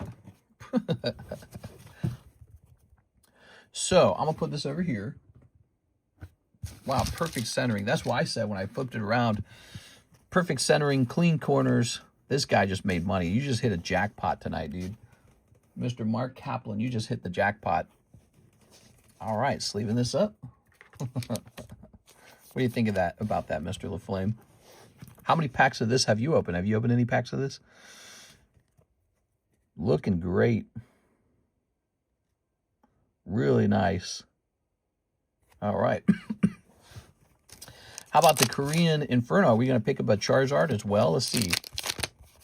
Here's Jenny Sect, and here's Mr. We did it. Woo! All right.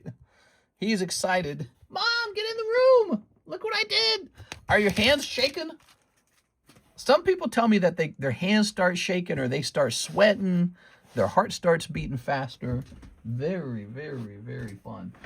We're going to put you in the Hall of Fame now. Are you ready?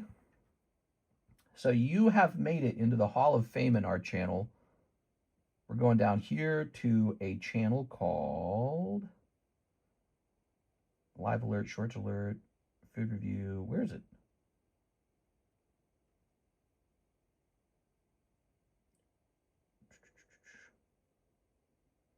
I didn't delete it, surely. That one I would have kept. What? Where is it? I would not have deleted that one. That's an important channel. Stream clips. Here, I'm going to put it in stream clips first of all.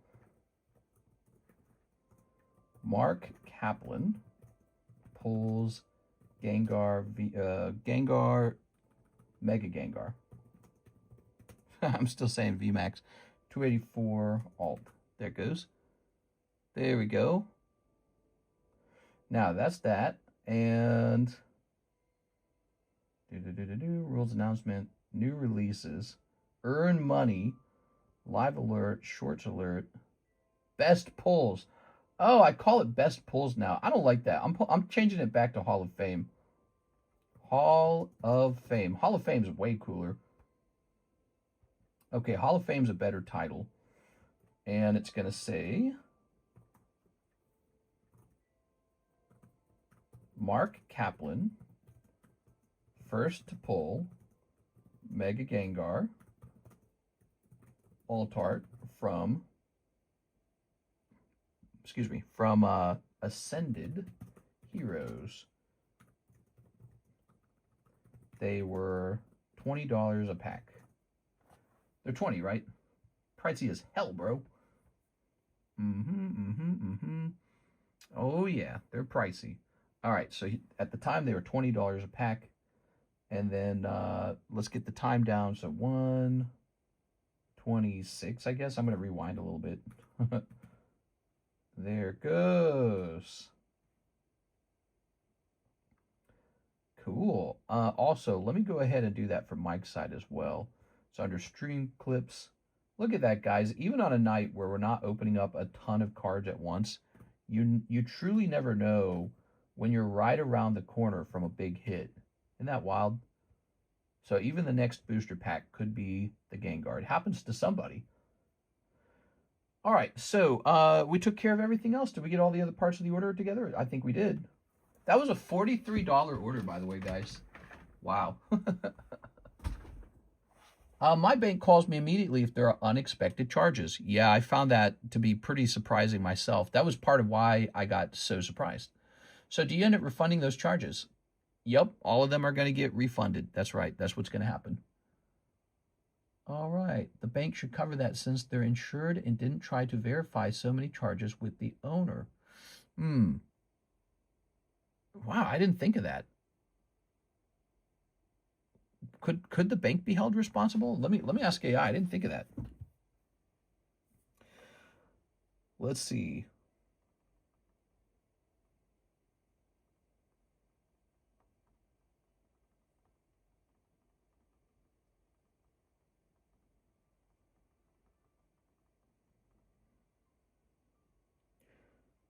AI says usually not.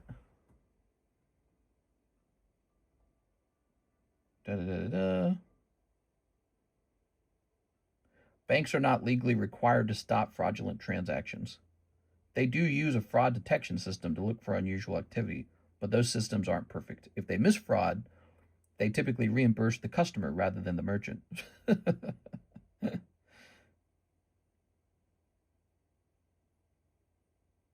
Okay. Let's see.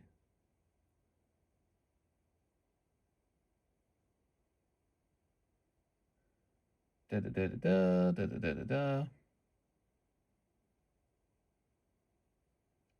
AI says file a police report. Report the matter to the law enforcement agencies. Okay.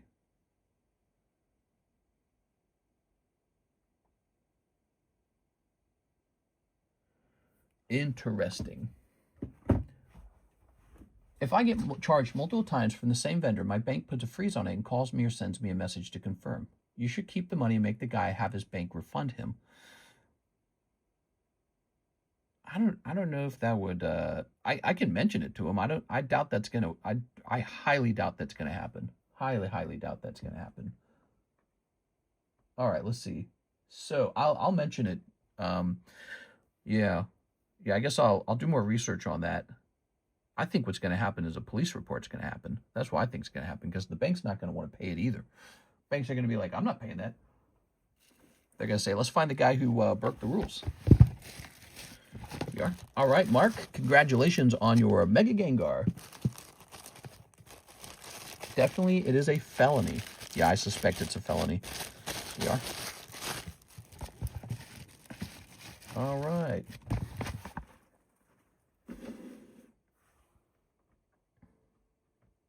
So,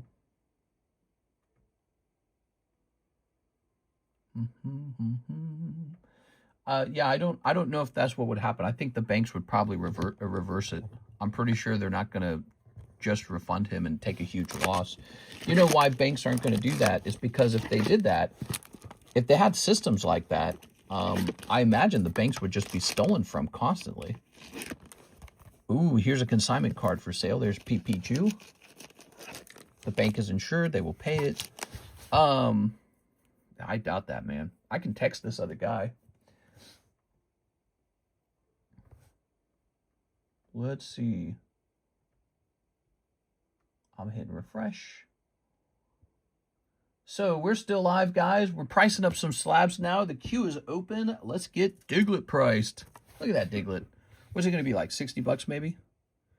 What does a 9 go for, truly? Oh, how about we cancel this and we do a search and we grab this and we type in Diglett. It's an interesting thought. He told me he's going to dispute the charges. I think the bank will probably just refund him, but the bank's not going to be nice with me. The bank's going to say, we're taking the money back from you. The reason I suspect that is because that's just kind of how it always works. It's never nice for the merchant. The guy could be the scammer, and he did approve the charges. There's no way for you to know. He could have just had buyer's remorse. Yeah, I've considered that as well. So, yeah, that's tricky, man. Well, I think that's why you have to have a police report. That's it, because the police have to investigate, like, how the transactions occurred. I think they have, like, I think they have the technology to investigate that kind of stuff. 75 for a Diglett 9? I mean, I think it'd be pretty expensive as a 10. What's he last sold for as a 10? Let's see. Okay, clocking all this. Okay. And we'll say sold items. Man, I need to lower it. I actually think 75 is too high. Keep the money until the investigation is done. It doesn't work that way. Yeah, it doesn't work that way. PayPal's just going to reverse it the moment the bank asks. That's how it actually works. PayPal will reverse it. So I'm going with the lower price here. We're going to go with 50. All right, there we go. Very nice. They get stolen from constantly. It's called fraud. Yeah, I agree, man.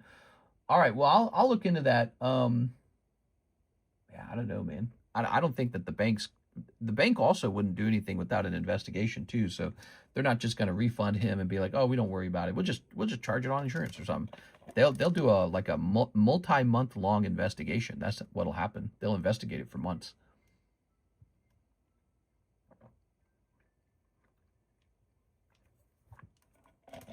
All right. There we go. Well, guys, it's a happy Tuesday night, and we are pricing up slabs. We got a huge return, so we have so many slabs to return. Oh, hold on, wait a second. We might have an order right here. Yes, we do. We have a Matthew order. He wants a Weiss Brown Dusty. You got it, man. Weiss Brown Dust. Let's grab that Weiss Brown Dust.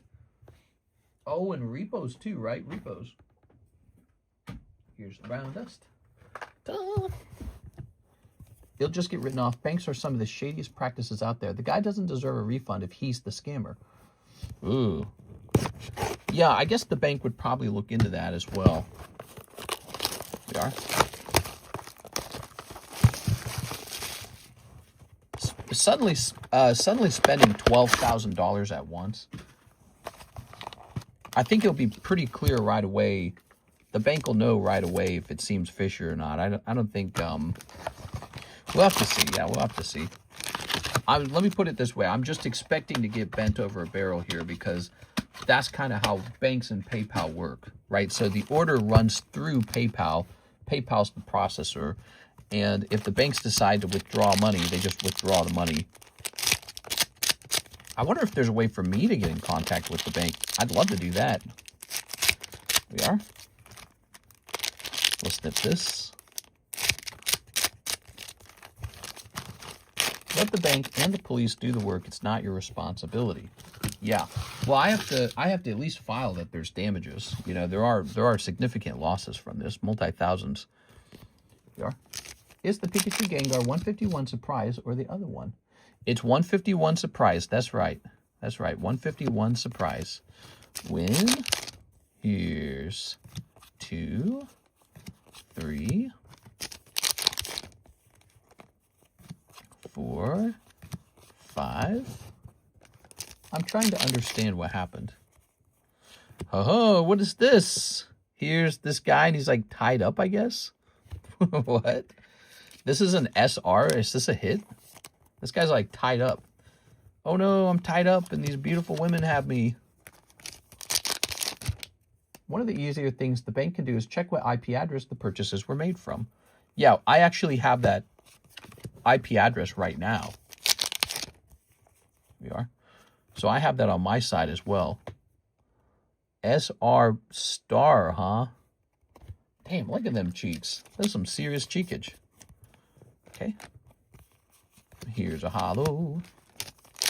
Here's a hollow. And here's a hollow. Here's a hollow. Here's a hollow. Whoa, whoa, whoa, whoa. And here's... I don't understand. Are those like zap robots? They're about the zapper.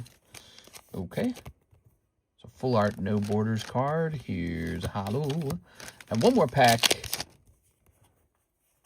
All right, another rainbow rare. There we go. Very nice. And here's a hollow. Very nice. All right. Very good. Now, I'm going to go ahead and put this away.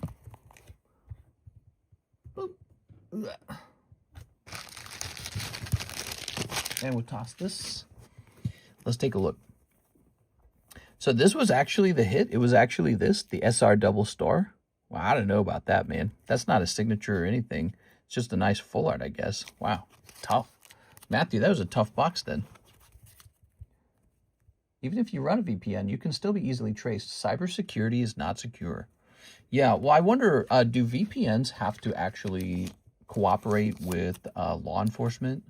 I've always wondered that, actually. You are?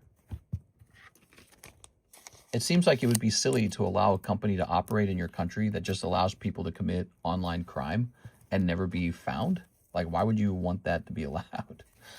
There we are, Mr. Matthew. If the guy's telling his bank they'll give him his money back of the fraud is legit, FDIC insurance covers this exact situation.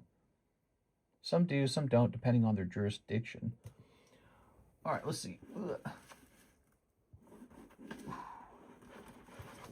Mr. Matthew, here's your bag. Tossing this in here. Lovely. All right. And now, what's next? What do we got next? It looks like PayPal queue is empty. And we're going to check the website now. Ooh, did we get this Alexio order? I don't think we got this Alexio order. Give me a second here. Alexio Alvarez. He wants 3 Ascended Heroes. Okay, cool. So you are next, Mr. Alexio. Very nice. Snipping time.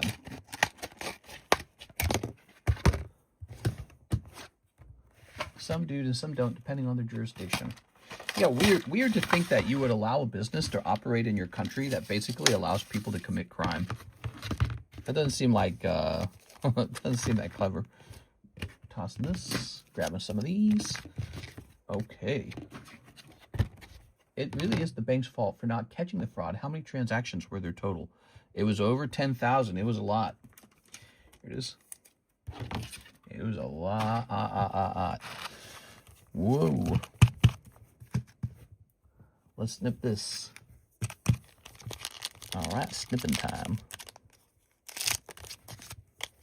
And we're going to snip these as well.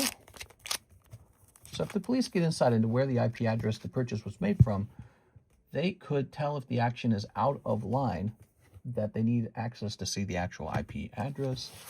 Mister, we should snip all scammers. Yeah, I agree, man. I mean, the number of transactions, not the amount. Oh, there was a bunch, man. There were like, I don't know, like 7, 8 transactions. Yeah, there were a bunch of transactions. They were all pretty sizable, too. Yeah, let me try this. I'm curious. I'm going to grab this number here.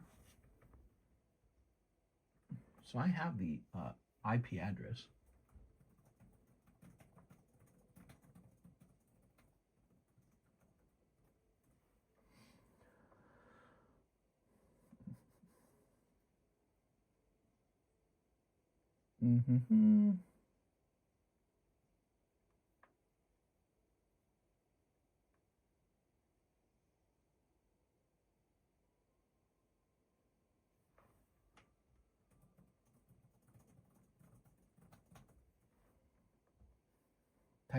Type.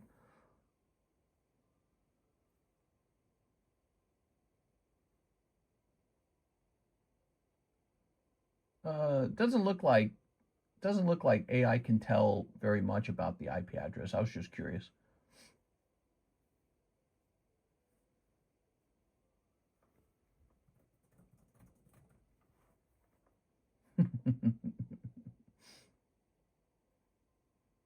I don't know why I'm doing this live. I should just let the police do it.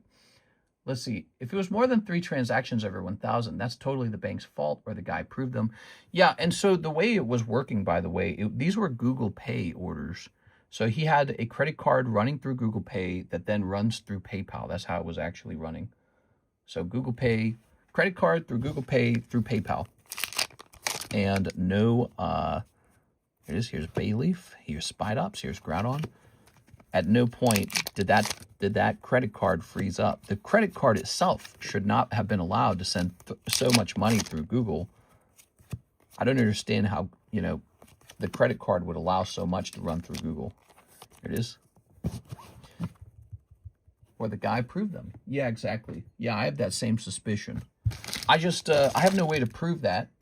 And unfortunately, it's just something that I'm going to have to file a report on and just see what happens. That's just how it is. Like, we can only speculate, basically. You know what I'm saying? Mr. Alexio, let's grab your bag. I think the guy proved them. Here it is. Potentially. Here we are. That would be really interesting because the bank would know that if that was true. The bank would know if he approved them. If the bank says he didn't approve them or he didn't have to approve them, then, you know, then it's... But I don't know how I could ever contact his bank in particular to figure that out.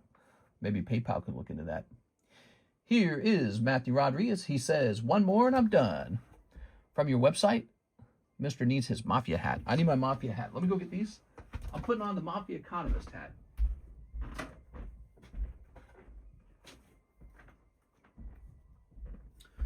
All right. No, I don't think putting on the Mafia Economist hat is going to work here. It's clearly a pretty serious crime that got committed. I'm not going to try and contact anyone or try to communicate with anyone. There's no point. It's just, it should go to the cops and that's it. All right. Tossing this. Yeah, I also found that kind of suspicious. I mentioned that myself, that it was strange that such big orders were going through. Here we are. But I don't have the facts about why that happened. So that's how I feel about it. I don't have any facts. I used Google Pay on your website. Card/PayPal. The payment did not went through while for Google Play. Or while for Google Play it went through. Here we are. Dang, that promo. You like that, Mr. A. Perez? It's sad to say, but in the grand sea of things, I don't think the cops will do anything about it. Maybe. I mean, it's a pretty large transaction. It's a lot of money. There we go. It's a sizable crime. AI mentioned it was considered grand theft in pretty much every state because of the size of it. Snipping this. Yeah, if you can make grand theft, it's a pretty serious crime. There we go. All right. Tossing this. What do we got here? So here's the last box getting opened by Mr. Matthew. He's going deep. Time to pull you a big ciggy. We got a hollow. Let's put this here. We'll put this here. I'll place this one here like that. See? All right, very good. Here's a hollow. And a hollow. And... whoa, girls hanging out in the sauna. And here's some hollows. Grand Theft Mister before, yeah, Grand Theft Mister before a GTA 6. We got Grand Theft Mister before GTA 6. What? Look at that face. She does the little whatever, like Ohego face. She's got an umbrella gun. It's an umbrella gun. I still don't understand exactly what this is. Is this a video game? This is a video game, right? All right, here's the hollow. Mr. got Grand Theft before Grand Theft Auto 6. I really hope for your sake that it actually is taken seriously, but a lot of time it doesn't, regardless if it's 10,000 or 20,000. Oh, one more box it is. Here we are. All right. And she's just having, what is she eating? I can't tell. Shrimp. All right, you do get a signature. Very nice. Wow, these look pretty, man. They're getting better with these signature cards. They're kind of making them even fancier than they were before. Crazy. All right, so we got a Siggy box. 3 boxes in.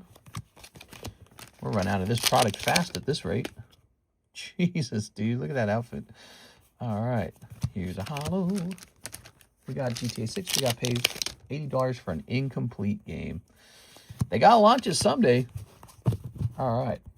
But I think I know what you're saying. You're saying they're intentionally holding part of it back. Yeah. Well, at least you don't get to have a physical copy of it either. We'll have to pay $80 for Grand Theft Auto. Mr. had to pay $20,000. Yeah. Grabbing this. Well, I appreciate all your guys' support. You guys have been very nice. Like I said, there's been a lot of helpful people reaching out about it. I appreciate anybody who wants to help, whether it's like, you know, giving advice or anything like that, or keep in touch with me about it, because I still got to work on it. Today, I just relaxed. That's all I wanted to do. I just wanted to relax for today, not think about anything. There we go. You had to buy the $100 deluxe. I'm telling you, man, these gaming companies, they're like, how do we make real money on this? Okay. And you know what? A lot of guys are just going to pay it probably. They're going to say 150, 100 and, oh, just 100. $100, easy. I think we know you should not be held liable for this and should get your money back while this is the bank's fault. Yeah, I mean, you can say all that, but I mean, I can tell the banks I'm going to sue them if they try to charge me back. I don't think that's going to go well. That's a great question. I'll ask AI. Here, let's ask AI right now together. Let's say, in this fraud case where the guy, you know, charges me over $10,000 in openings and a bunch of damages have been done, if the bank wants to charge me back, what liability do they have for allowing the transactions to go through? It was done on a MasterCard, and then it went through Google Pay, and then it lands in PayPal. So I feel like you could probably argue they're partially to blame for allowing, none of these systems stopped these gigantic payments from going through and checking to see if they were, you know, real. Or maybe they did, I don't even know. Maybe they actually were confirmed by the original owner of the card and it's a scam. You know, maybe it's an organized scam, but I don't actually know that. But what liability does the bank actually hold in this scenario? And what are the odds that I can tell the bank, you know, not to charge me back? It's going to say nothing, dude. It's going to tell me I'm out of luck. It's going to say you're going to have to get the police report. All right, let's see.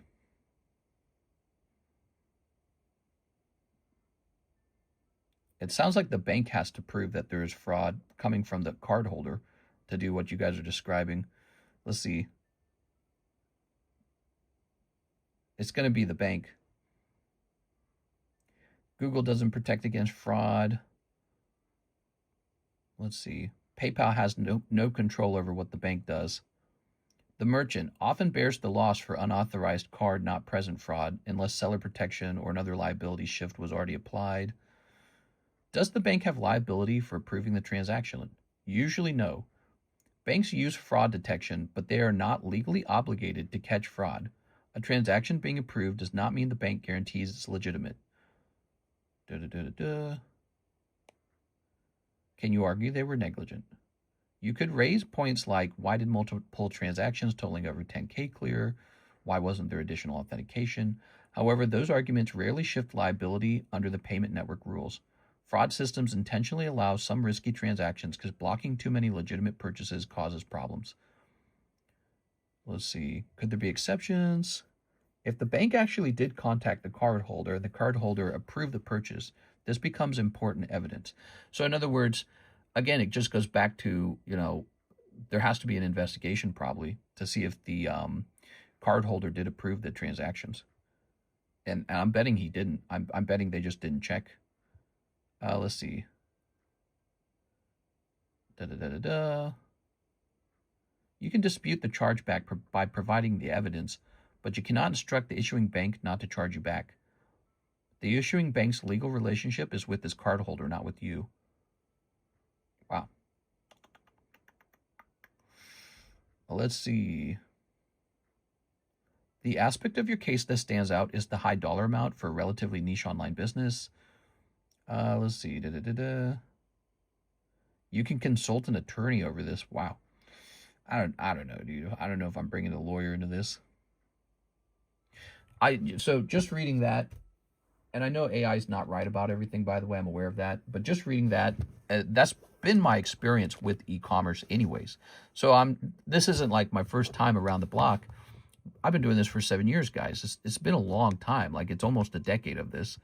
And my thoughts on the subject are that the bank's just going to do whatever the bank feels like doing. I could try to sue the bank, I guess, I doubt the bank's gonna. I doubt I'm going to win that lawsuit, because every time I talk to PayPal about how the bank operates, the PayPal basically says the bank gets to do whatever it wants to do, and it basically implies, you know, PayPal has always implied that when something goes wrong, you know, the merchant is the person who gets screwed, basically. So they do have systems to try and catch the fraud, but I guess the system failed this time, or the other guy was in on it, which after talking to him, I pretty much doubt that, but I guess it's still possible. He could have just been a really good actor. The commentary YouTubers will stay quiet about this, but they talk da-da-da-da-da. There are the events that should actually be talked about. If a physical store gets robbed, the goods are insured. The insurance covers the loss. Report it to the FBI. Yeah, actually, I heard it could be a federal crime because it was across state lines and because of the size of it. But I don't know how. Maybe not. I don't know. All right. If someone uses a stolen card and walks out with $12K in product, the store doesn't lose the money, because then they lose the money in the product. Not fair. Yeah. Yeah, I mean, what you guys are kind of learning, by the way, is that businesses get really, really, really attacked, and then they just lose their livelihood. That's it. So every time you hear about like a teen takeover, every time you hear about, oh, you got these shady figures, they're stealing from the store, those are real losses that the store actually takes a hit on. So the store owner is a real human being, often employs people. Like I employ Mike's side, I employ Miss Alexis. Actually, it's 2 more days Mike's side gets paid. So, you know, I employ people, and I host this service because, you know, it's my job. It's what pays my mortgage. And, you know, if I couldn't pay my mortgage, I'd be in a lot of trouble. And it's also a service for you guys. You guys get to come in here and have fun with all this stuff I host. So there's a lot of nice things about it. And when someone comes around to be a jerk or whatever it is he was trying to do, remember, he did order priority shipping too. He ordered priority shipping. So he was hoping I would ship it right away. But when somebody comes around and does all that stuff, it really is just, somebody really does just get hurt financially. It's just like a big hit. Like when the BLM riots had like the big burning down of all those buildings, like some people those days were losing everything. It was really crazy. 1, 2, 3, 4, 5, 6, 7. It's just a crappy thing, you know. Let's see. Did you get my order? Ooh, let me check. Let me put this into the box and then let me check, okay? We're going to put this little Suicune in. Suicune P9. Just a cheap little Suicune. All right. Also, when you guys say like products are always insured, that's not always true with businesses. That's actually an assumption. So there's all kinds of different insurances that businesses can buy for various situations. But the idea that the inventory is insured from theft, that's just not always true. And it's hard to insure everything. Like if you walk into like a Walmart today and they've got like a little lighter on the shelf, do you think they insure every lighter on their shelf? Like or every pack of cigarettes or every apple that comes through? They don't do that. Some things get insured, but everything doesn't get insured. All right, so let's see. Next up, we have Mr. Mark, and he says 4 Poke Shuffles, 3 Mega Dreams, 3 Korean Inferno X. Let's pull the Japanese Gengar and Tag Charizard now. Heck yeah, dude. All right, ready? 4 Poke Shuffles. Did you get my order? If they take the money back, that's out of your hands, but don't refund it on your own. Oh, yeah, I'm not doing that. Yeah, I'm not refunding it on my own. I always let the banks investigate. Sometimes the banks deny a chargeback. That's happened. 1, 2, 3, 4. PayPal almost always denies chargebacks. So PayPal denies them just almost like 99% of the time. Here's Scolipede. All right, Scolipede. 1 Scolipede. Let's go grab him. He's an interesting Pokemon. He was one of the strongest bug types from the black and white era, right? Or like ever. I think it's this card right here. Here it is, Scolipede. He's $40 for 10. That's exactly what Walmart and big corporations do for petty theft. They keep a record and build a case till it goes over a certain value to be considered grand larceny. Yeah, and I'm pretty sure this is considered grand larceny. Here it is. I think that I will have to, in the police report, I'll have to claim that, well, because the packs got open, X amount of damage was done. And You know, and so that's a pretty serious, you know, to cause that much damage is a pretty serious crime. It was also attempted theft because, again, he did actually order the shipping. So he was intending for me to send it over to him. Oh, I'll keep him. All right. You got it. Desire Snake, what's the name of your order? I didn't see your order right away. Mark Kaplan. You're having a really good night, huh, Mark? Look at you. You're picking up a scallopede now? You only paid half the price of it. What the heck? So 3 Mega Dreams, 3 Korean Infernos. All right. 3 of these. And how much of the Korean Infernos? 3 Korean Infernos. Haha. Ooh. All right. Very nice. The cops will want to know the shipping address. Yeah, I'm sure it's all fake. But I'll go ahead and share it with them. I'm assuming it's all fake. Who knows? How crazy would it be if it's not fake? If it's just the guy's actual address. That wouldn't be very smart at all, would it? That would be... I mean, if he just used his actual address, I'd be sweating bullets. But I don't know. He's a guy with presumably a stolen credit card. So I'm sure if he actually stole it, he's probably already not wanting to get caught. Here's a Mega Dream. What do we got? Mega Dream.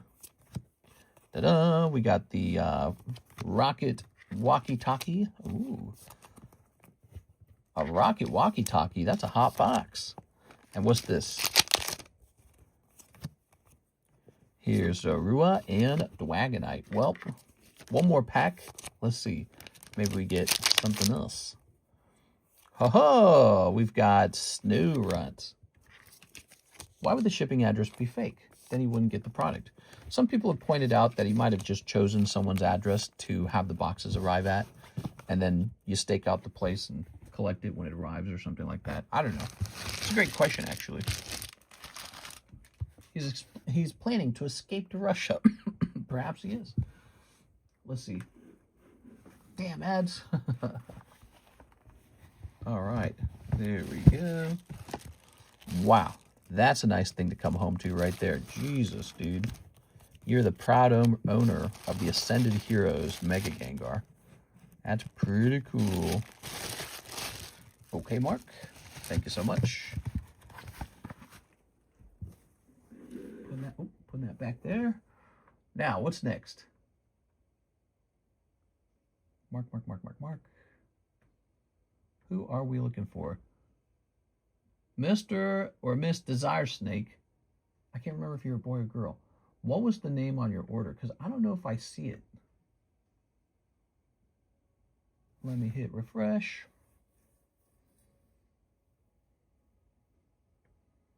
Let me hit refresh over here. Let's see. You're not Alexio, are you? Because we already serviced that one, right? Yeah, we serviced the Alexio order. All right, so the Alexio order for 3 packs of Ascended Heroes has been serviced. And you didn't pull anything crazy good. I can put any address. It's me, Alexio. You opened it already. Aha, there we go. Okay, cool. Perfect. All right, so we're caught up on those. What do you guys think? Should we do the repos? I feel like we better do the repos. So it is the beginning of a new month, and that's repo time period. Let's see. We're going to go into Slab away. Here it is. And it's June 26th. Slabs from December are due. Oh, my eye's so itchy, dude.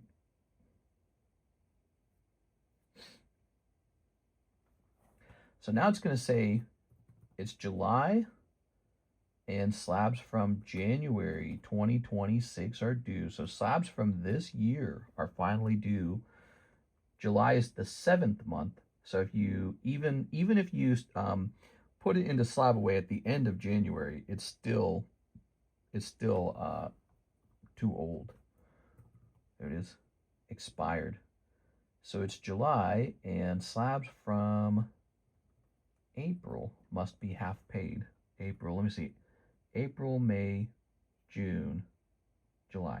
Yeah, so I kind of give a grace period almost when I'm doing these repos. Did you guys know that?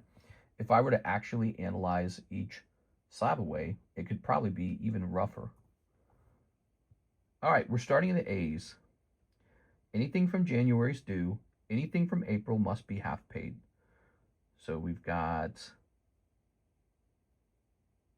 okay, that one's fine.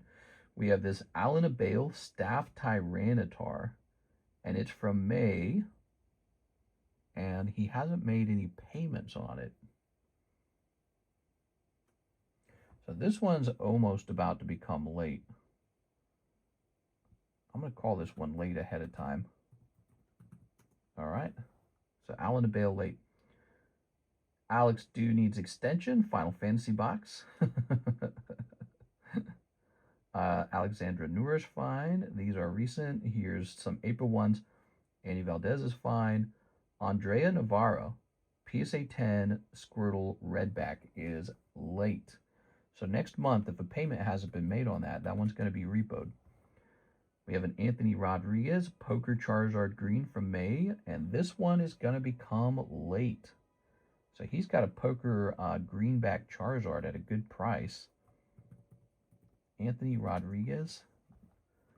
He has not been making payments on it. All right. Here's Miss Beatrice doing good. This one's already late. It's Brandon Boutillier, Pikachu Gengar. Now, didn't he cancel that one? I swear he canceled that one. Let me look that up. Brandon Boutillier, Pikachu Gengar. I thought that one got canceled. Maybe it got canceled and I never removed it. All right. Whoa, what the hell? This says Aaron Rodriguez slab away on it. But there is no Aaron Rodriguez slab away. Look at this. Look at that old sticker in the corner here. This has been sitting in that box for multiple years. So we just recovered that, I guess. It's just been sitting there forever.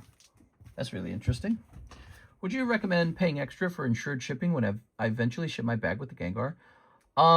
It's not insured shipping because to get insurance, you have to get a license. We call it guaranteed shipping. If something happens to it, we replace it, okay? So yeah, you can do that. Guaranteed shipping, I think, is $20 for a $1,000 replacement. So if you want to replace it at like $2,000, it would be 40 bucks. All right. So if it makes you feel better, you can do that. If you don't want to do that, you want to save some money, just let me ship it like normal. All right. Oh, right. So Brandon was not in the B box. That's what I was testing for there. So he must be over here, right? What do we have here? We got Paul, Eric, TRG, William, Anthony Rodriguez. Oh, that's the Charizard. And a Marion Aspirus. Ooh, that's a cool card too, actually. Some cool slab aways over here. I haven't been offering as many cards for slab away because the market's been so rough. I've been waiting for it to sort of clear up a little bit before I start really offering cards again.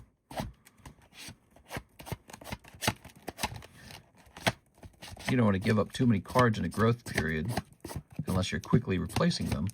But we're at a point in the growth period where it feels like we're near the top of the growth period, so you don't know if now's the time to do that. Yeah, I don't see Brandon Boutillier in here, so he canceled that. I'm going to go remove it. He says, thanks. I'll probably end up doing that later on. Yeah, if you want to read about it, go to the extended menu to the bottom of the extended menu. It's called Shipping Protection. Here it is, Shipping Protection. So be sure to read about it so that you know what you're actually getting, okay? Yeah, it's going to be a special shipment when we ship that one. That one's really expensive. Now, he's a good-looking card. We're going to go ahead and remove the Brandon Boutillier Pikachu Gengar. Okay. We're going to put that into the reclaim channel. We have a hidden reclaim channel that you can't see. Okay, Brandon Vargas has the Cardos Gengar. I believe he completed that, right? Or didn't he? He might not have finished it. So March to September. I don't think he finished that, actually. It says here we've got a late Bryce Wolf PSA 10 Entei. And it's a really small card. I don't really care about it. Cactuar Queen, she's fine. October to October, PSA 10 Wick. So this card is pretty late. even when you do a year-long slab away, you're required to have it half paid off at the 6-month mark. And we are certainly there, and it is not half paid. What is Wick doing these days? Because I don't think that guy even hangs out with us anymore. Let's see. Yeah, Burning Shadows Wick is about the same price. Hasn't changed. Chandelier Lorenzo. I haven't heard of that guy in a while, so I think his could probably just be canceled. Here's Cody Sabring, April. Chris Abruzzo, he's got a CGC 10 Ancient Origins Primal Groudon, and he is late on that. Okay, that one might get canceled. Let's see, over here we've got May and April. Those are probably fine. We're in the G's. There's not as many slab-aways to worry about these days. So March, Gabriel Gallegos. It looks like he's doing fine on that. Here's a Greg Van Meter. Pikachu Reverse Hollow, CGC 10, late March. He's paid a little bit into it. I'm going to mark it as double late. Greg Van Meter. I don't think he's been in here since he put that in the slab away. He was last here on June 2020. Oh, no. I see. He was here in March.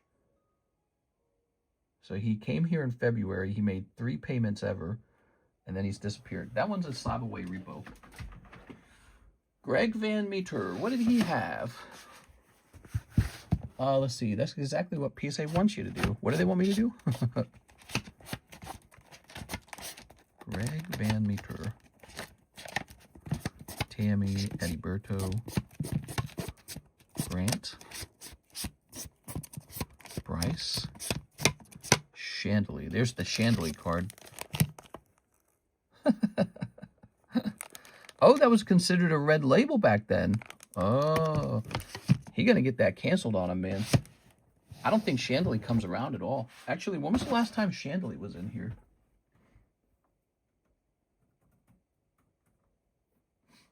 Chandelier was last here. According to this, he has not been around for a long time. It actually says he sent money through ZELLE, and it says enroll to receive. And I don't think I received that. Let's see, did he pay a different way then? Chandelier. Did he pay through ZELLE perhaps? Oh, here we go. So then he eventually pays on ZELLE. He made 1 payment toward the wick, and that was to put it in the slab away and give it a year-long extension. I don't know. I'll just leave it alone. It's not a rush. I got so many cards already. All right. So Hot Camacho, Ivan Rodriguez, those are good. Jonathan Lewandowski, PSA 10, Umbreon. This one's super due. What's up with that? Is this already gone? Jonathan Lewandowski is pretty good, so I imagine this one's already done. Let me go looking for this. Jonathan Lewandowski, Okay, that's got a Joey May Cucumber. Wait, a Joey May Cumber in here, huh? This is a Cardos Prism Vintage Tifa. Look at that, from Joey May Cumber. Is he even here? Oh, there it is. So this says June 2026, Joey Maycumber, PSA 10 Vintage Tifa. Did he get that reset with me somehow? He must have got that reset with me somehow. I don't know how he did that. He must have popped in or something. That says June on it. All right, well, lucky him. And now let's look for the Jonathan Lewandowski Umbreon. I got about 20 cards waiting to go to PSA. Backlog website says 6 months till they open up cheap grading. Then you can expect 6 months more. Yeah, I hope they get caught up real soon. You guys want me to zoom out or something? Man, this table's full. How do we zoom out? There we go, a little zoom out there. Yeah, a little rotation here. Here's a little Jolteon 10. Here's Quips Dragonair. Here's Nami. Here's Lord of the Wings. Darkrai. All right, so we're looking for Jonathan Lewandowski. Here's a Jonathan Cham. Ivan. Javier. Joshua Ramos.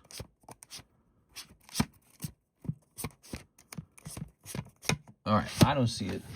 He definitely already paid it off. That's what's going on. So Jonathan Lewandowski, we're going to go ahead and remove this. Oh, I got to sneeze so bad. I'm moving all this stuff around. Woo! I'm moving all this stuff around, you know, and it's causing all the dust to get kicked up. Okay, so that's been removed.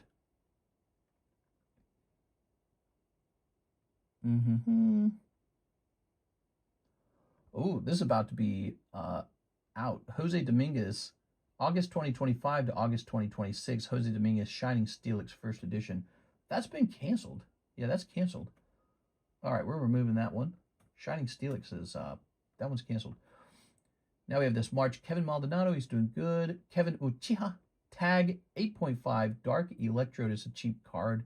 I haven't seen Kevin Uchiha in here, like, I don't know, like ever. Like, I don't know if he still exists. Does he even know he has this? Here's a Luke Laurie, PSA 10 Booth Staff from March. That's late. That's actually late. So we've got a couple late ones. Nothing really getting repoed yet, but next month things are going to get repoed for sure if no changes are made. Here is a PSA 10 Lugia Red. Oh, red label. This is officially late. Marion Aspires. Let me look. So it's April and not even one payment came in on this card. So that's getting repoed. Not even one payment. So it got slabbed away for 40 bucks and they have not made a single payment. So that's back. That one's canceled. It's abandoned. Website said they invested $200 million into new grading facilities. Ooh. Okay, that's the first canceled slab. Bless you, mister. Well, thank you. Man, that's a lot of money. Okay. Maybe they decided at the time that they really didn't like the red label later. I don't know. What's this card go for now? Lugia Silver Tempest 186. Wow. It was a red label then. Now it is underpriced because he got it for 1.4. Now it's a 1.6 card. Man, showed you how fast that market moved. Don't I own a bunch of those Lugias? I own a bunch of them because I felt like they were underpriced for how hard they are to pull. So I own a bunch of those somewhere. All right, so let's see. What is next? We were in the M's, I think. Were we in the M's? So here's February. Matt Hansen, Group of Hidden Fates.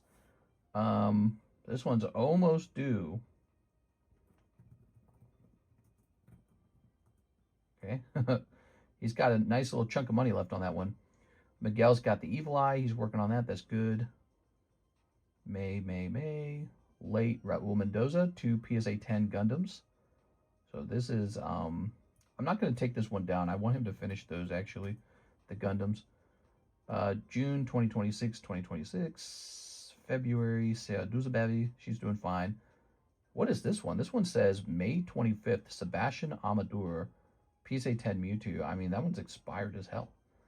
Sebastian Amador. I'm just going to remove this from the list. It shouldn't be here at all. That one's a mega expired. Put it down here. Okay, back this slab away. Steven Sistrunk, he's got the Whalmer. He put it away in February. I'm going to just mark it triple late. I kind of don't want to take it from him. He likes Whalmer, so I feel like he's the perfect guy for it. And then Tammy's got Atifa. Tai Hua's got Poker Pikachu. You just put that away. All right, that's it. That's all the repos. There was a single card that got repoed, and it was, in fact, this Lugia. I believe I finished my slab away. Oh, okay. That makes a lot of sense. Sometimes what happens, Sarah, is I actually forget to remove it from the list after you finish. We are. It eventually does fall out because eventually I mark it late, and then I mark it expired, and then I go looking for it, and I can't find it, and I go, okay, we can't find it. That means it was actually completed. We are. All right. Good. So that concludes the repos. We ended up with this Charizard, huh? That's pretty cool. This got an 8? How did this get an 8? That's such a rough grade. Wow, man. Even back then, PSA's like, you know what? This isn't even a 9, it's an 8. All right, look how clean it is. That's so clean. So that what they're saying then, what they're arguing is that the centering's so bad that it's an 8, but it's not that off center. PSA, dude. PSA, man. It's just a bunch of dudes getting paid probably like $15 an hour to hand a grade out to your card. They're just like, it's an 8, it's a 9, it's an 8, it's a 9. They probably have to get like so many cards graded per minute. And, all right, so Marion Aspiris leaves these cute cards behind. Whoever he or she was, they did not make even a single payment toward this Lugia. So it returns to my inventory. And let me tell you, I've got a couple of these Lugias, man. There's a Japanese office for PSA. That's it. I'm going to Japan. We're going to do a Japanese submission right away. Cards graded in Japan would also really help Japanese economy. Yeah, I agree. That would really help their economy. Imagine being the original source of Pokemon and everyone else, like in America, is grading your Pokemon cards and making like millions off of it. All right, so we need to go to Vaulted. Let's see how many Lugias I got in the vault. Might not be any. If I don't have any in the vault, that means I got a bunch over here. I might have like 1 or 2 in the vault. Let's see. Wow. So check out what I have vaulted for Lugias. So in the PSA vault, I've got this Sun and Moon Team Up Lugia Reverse Holo. I got so many cards in the vault that I don't even remember. It says here I listed it for 7.5. You think anyone's watching that? 9 people, huh? I bet it's tempting. My cost, 1.7 thousand. Wow, that would be a crazy flip. And then I got these Lugia staff cards. I got a couple of these Lugia staff cards. I started falling in love with the staff cards. Oh my god, dude, this vault's so terrible. Population 400. That's pretty cool, right? That's staff Lugia. But then we scroll down here and look at that. So we got 3 of these Sword and Shield Silver Lugias, Silver Tempest Lugias. I ended up liking them because they were only like $800 per Lugia. Now they're $1,600. And what's curious about them is just how hard they are to pull. They're really rare. But not just that, there's a lot of stinky cards in that set. So if you go hunting for the Lugias, you got to open all this other crap that you don't want, right? Like the Regidrago, I mean, he just doesn't sell for anything. Let's see if I can find these, because they got to be over here, that means. My Lugias are over here somewhere.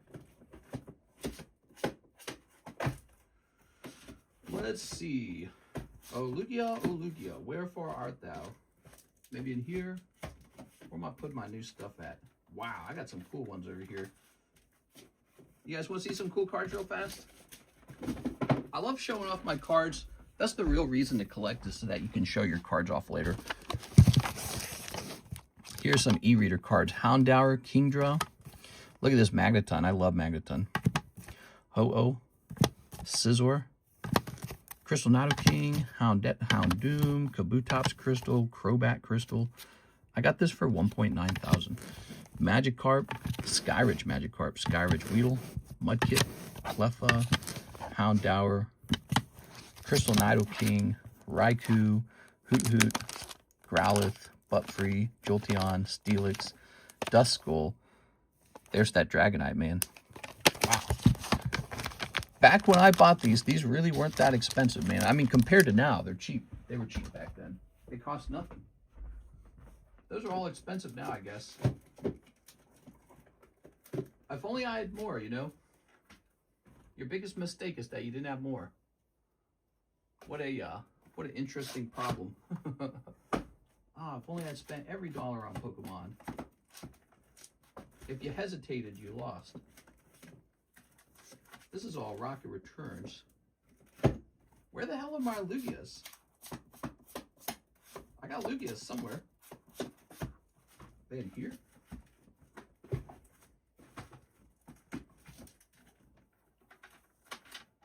Oh, what the hell? Man, even this box has got some crazy stuff in it. I don't have these very well sorted either. I need to get this stuff better sorted.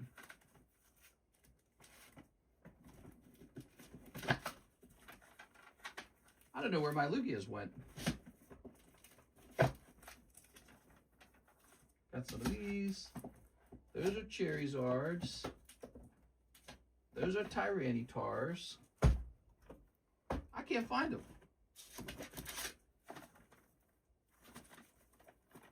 Wow, I can't find them at all.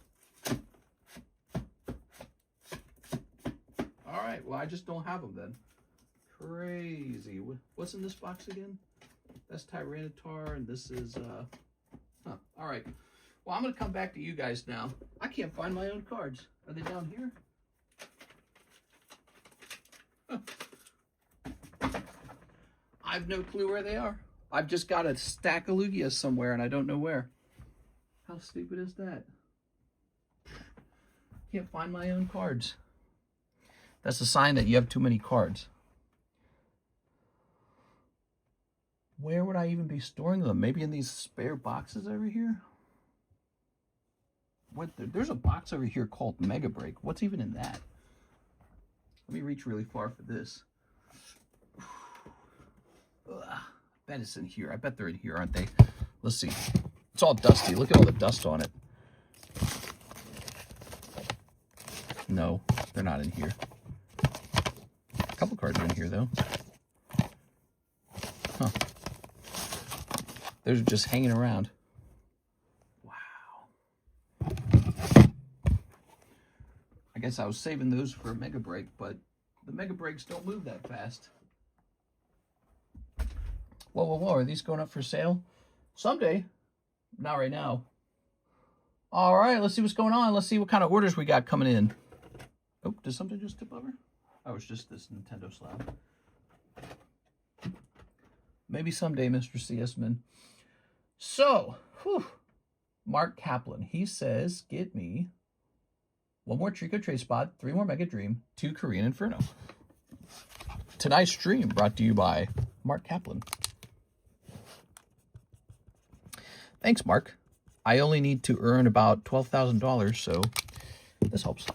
If I could just get about $10,000 together, that'd be good. There we go. All right. Oh, we don't need to update the trade slab. And then 3 more Mega Dreams. Get 3 more Mega Dreams. Let's see how these turn out, shall we?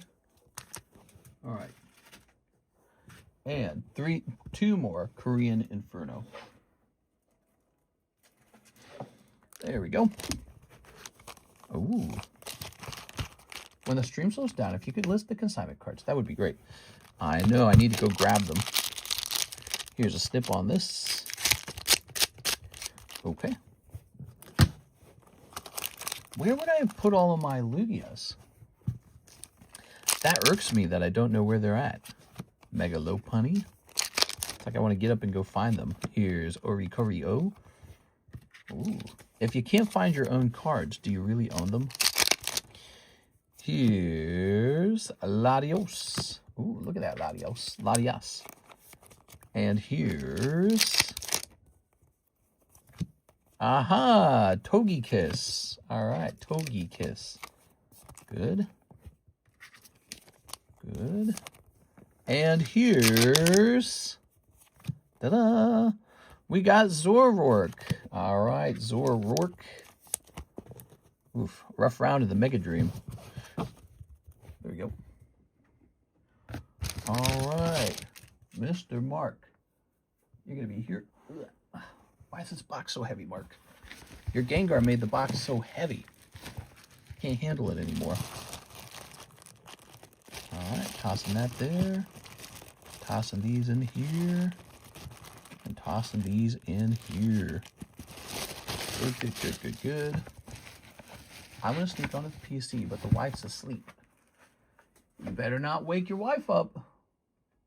Also, we have this Mr. Mark order, and he says 1 more Mega Dream. And he says 1 Japanese 151. Now, what is this? That's all Pokemon Black. Japanese 151. Aha. 1 Korean Inferno. And 1 Pokey Shuffle Snipe. You got it, man. Let's get that snipe. Okay. You guys getting sleepy tonight? 1, 2, 3, and a 4. We got 1 Sneasel. Darn. Okay, cold Pokey Shuffle Snipe. Let's see what Mark gets tonight, guys. You guys are lucky Mark's here, man. He's keeping us busy. All right. Mark's feeling pretty good after pulling that Gengar, right, Mark? Ooh, Zacian. Lovely. Here's not a Pokeball Master Ball and not a Gengar. Darn. I'm off to bed. Got to go work in the AM. Good luck with everything, mister. Talk to you all soon. No problem, man. When you're free, apply all my credit to my Slabaway, please. All right, sounds good. Credit to Slabaway. This goes to Mark Kaplan. Ugh. There you go, Mr. Mark. Tossing that in there. Look at all these cards up here, man. That Lord of the Rings card is something else. So we got a Tammy order. Aha, store credit. Tammy. How's life going, Tammy? Any good news? I'm having tough news on my side. Doop, doop, doop. Boop. All right, so we got a Tammy card back here. Your Tammy card says 80 on it. I'm going to bring it down to 0. Okay, the Tammy card now says 0. Okay. I'm just going broke. No, Tammy. What are you talking about?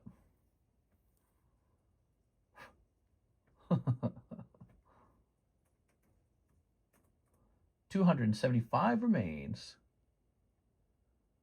All right, 275. Boom. All right, that's good. That's taken care of. We have an order here from Mr. C.S. Man. Are you taking that Lord of the Rings card? Oh, no.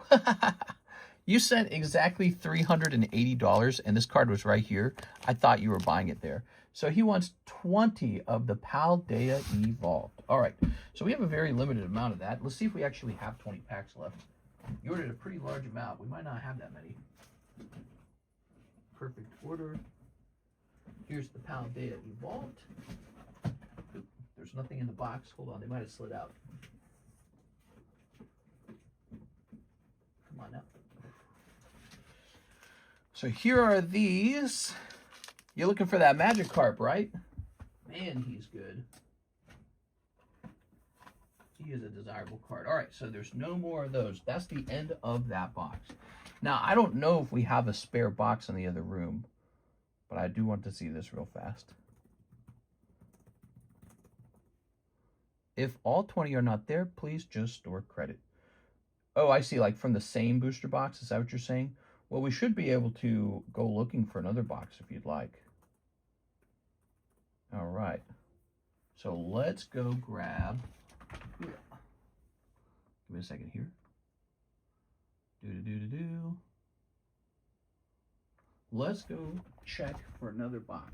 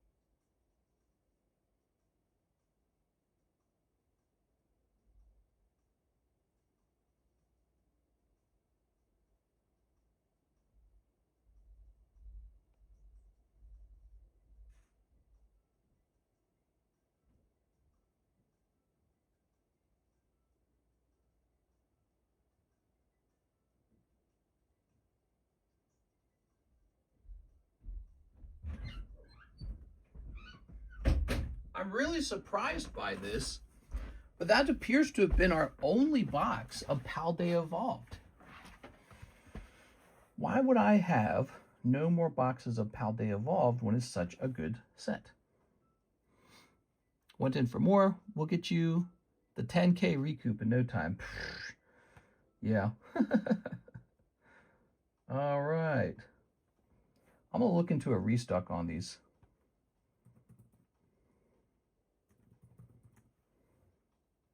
I can't believe I'm low on Paldea Evolved. It's such a good set. But, you know, I guess it just happens, you know. Maybe I've got like a booster bundle case of it or something. You'd think I would have gone in on these.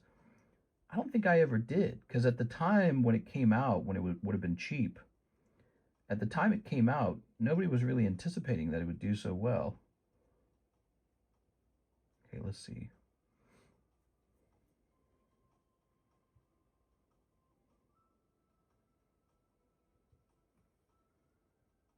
So I think I'm going to go ahead and scoop these up. Let me see. Get a whole case of them for only $4,000. That's pretty affordable. Let's see.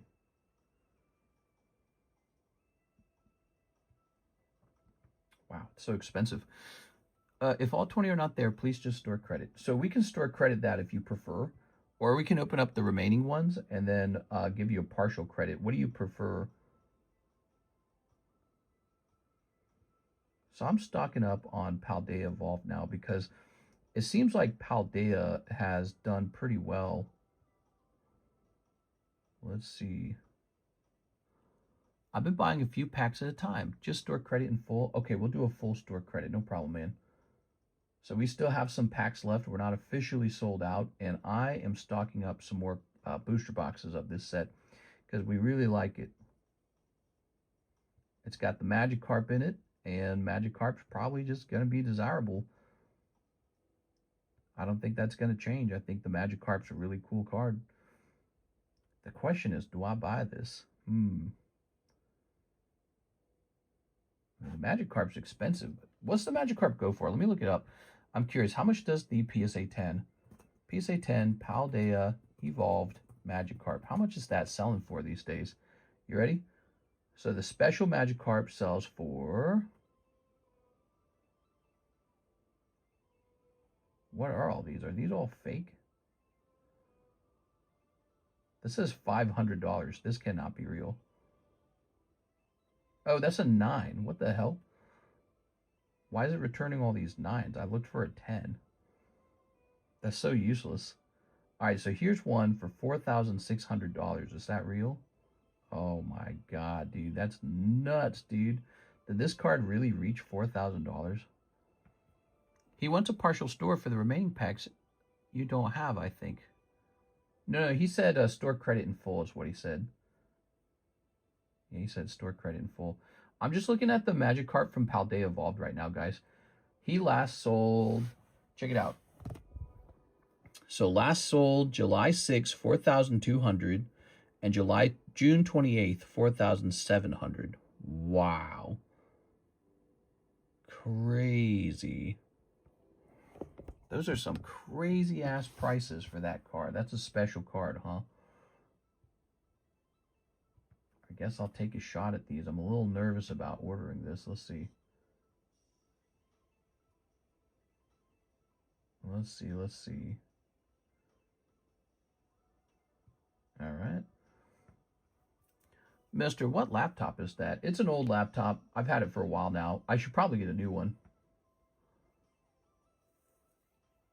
Okay, so we just acquired 5 fresh booster boxes of Paldea Evolved so that we have some for the future from now on, okay? So that was a little expensive, but we're set on that. And we'll go ahead and put this back for you. But what's interesting is it looks like we got a full box of it, right? And it actually sold out. Like he almost ordered a whole bunch of packs just then and there. It's a bummer we didn't have them because I would have loved to see them get open. That would have been fun. All right. Yeah, what's interesting is we're almost sold out of those.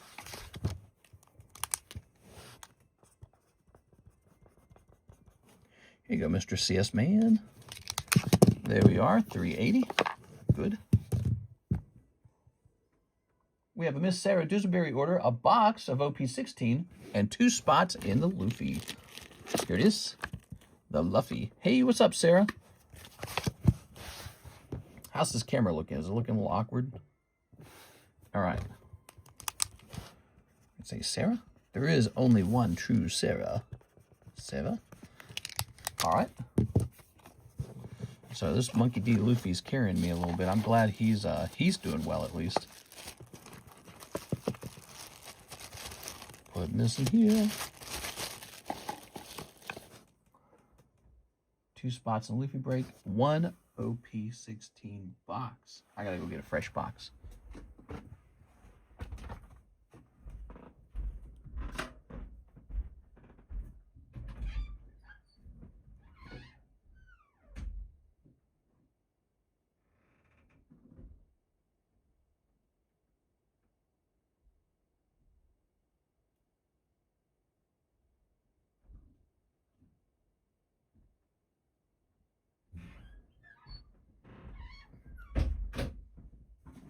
We might be sold out of it.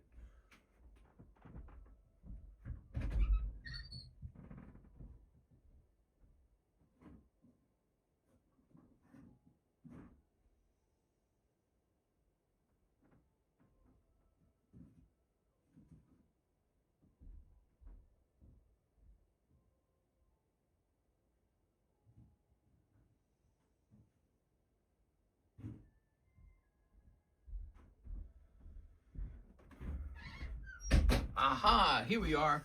The very last box. It looked sold out, but it wasn't. Woof. Whoop. All right. 1 whole box of OP16. Let's get it. Now that's the last box of it. We also have some loose packs though. Good luck. OP16, huh? How much of the OP17 should I buy? 6 cases, 7 cases. Snipping this. All right. Okay. Good. Snipping some of this. All right. Okay. And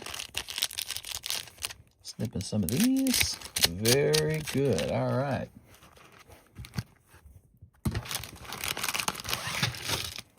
Boop. All right, you ready? Here goes. We've got the clown. Boop.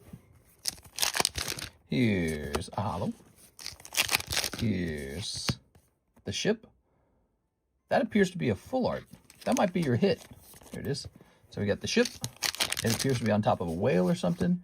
Here's a Luffy. We got Luffy. You guys feeling sleepy? Happy Tuesday, by the way, guys. Tuesday is one of the slower days of the week, so we're chugging through it, actually. And then after that, we got Wednesday. You know, Wednesday's never really been that busy either, to tell you the truth. Something about Tuesday and Wednesday. I think people they're like out of money. You know the way I think it really works? People go nuts Thursday night, Friday morning. That's when people get paid. And then the weekend rolls around. Saturday, Sunday, those could be strong sales. Sunday starts to slow off a bit. Monday tends to do well. So Monday tends to be a busy day.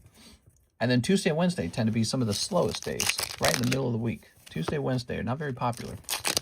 I think that's when everyone's officially out of money. I think people spend money on Monday because they hate Monday so much. They go, oh, I'm back at work. Whoa, holy boobs. Here we go. Put that there. Isn't it wild to think that people with distribution access get 100,000 each and every set for free and profit? Here we go. Let's grab this. $100,000. There we go. All right. And here's a hollow. And here's a hollow. And here's a hollow. And this is also a hollow. And this one's going to be a hollow. And here we have a hollow. And this will be not a hollow, it'll be an SR. Yamato. I think the ship was your hit. There it is. All right, that's the end of the box. Nothing too crazy in here. No manga. Now, we're not 100% sold out of this. We have a little bit more in this box right here. Actually, it's almost empty. So we got just 2 packs here. And then we're sold out. And then, are there no more after that? There's no more after that. So OP16 is almost gone. Do you think it's worth a restock? OP16. Just the hits keep the hollows? All right. Okay. Whoa. Well, there you have it. Hello, Miss Sarah. Let's grab your bag. Good. That Luffy break is popular, man. He moves. Thoughts on alpha investments? He's very wealthy. And then he gets more wealthy. That's it. That's how it's going for him. Set that there. I don't know what to do with that Lugia. I'm going to set him down here. Very pretty Lugia. Charizard 8, though, huh? What do you think this Charizard 8 is? Did you notice how he said $160 on him in the past? There's no way he's worth that now. All right, so 160, huh? PSA 8 Charizard. And it's going to be number 079. Bet you we graded this a real long time. Oh, I take it back. He's expensive.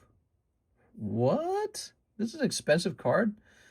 Even as an 8, this card is $225. Actually, it's $230 with Wow, so I'm really impressed by that. I thought this would have gone down over time. It did not. See, at the time that we priced it originally, it was kind of overpriced. Here, let's zoom in. It was kind of overpriced because it had just come back from PSA. All right. I will buy those 2 packs. Okay, I'm looking forward to that. Let's grab this. CS Min says, so 2 slabs, buy PSA 10 Poker Bulbasaur and slab away the PSA 10 Chatmander. The Chatmander? Help me out here, CS Min. Where are you seeing these? Are they in the pricey slab channel or just the 10s channel? Probably just the 10s channel, right? And then here's Sarah. She says she'll take those last 2 packs of OP16. All right. Got this. Got that. All right. The 10s channel. That's what I thought. Snip of this. Doo-ba-doo-ba-doo-ba-doo. Doo-ba-doo-ba-doo-ba-doo. So you just got to check just in case. Could be it. Let's see. Nope, just hollows. All right. You just have to check, though, you know, because imagine there was a manga in those last 2 packs. That would be crazy, right? Like, it would be insane. And you'd be like, I was 2 packs away, huh? Terrible.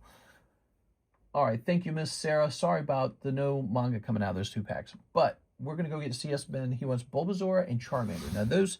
Let me ask you, are those up on the table? Well, if you found them in the 10s channel, they're not up on the table. They're in the 10s channel. So let's start looking around for them. Let's start checking maybe in the front pile. I wrote the reference order down. The reference number? You mean the cert? It is. Yeah, actually, what did you write down? Are those the certs? You wrote the certs down. Here he is, Bulbasaur. That is very good. Blue Bulbasaur.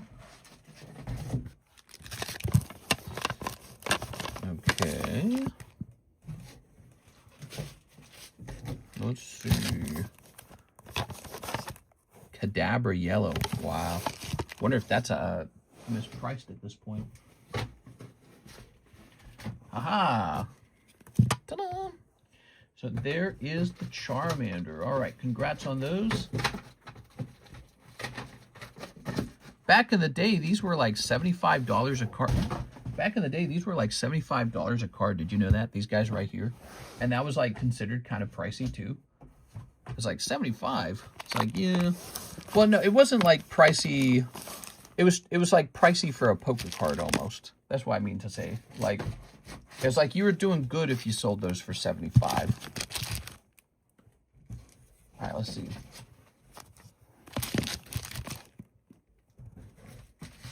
Okay. All right. There we have it.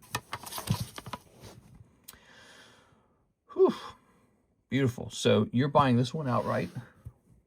You have a card right here. You sent $20, so you have 400 total. So it's 400 minus 275.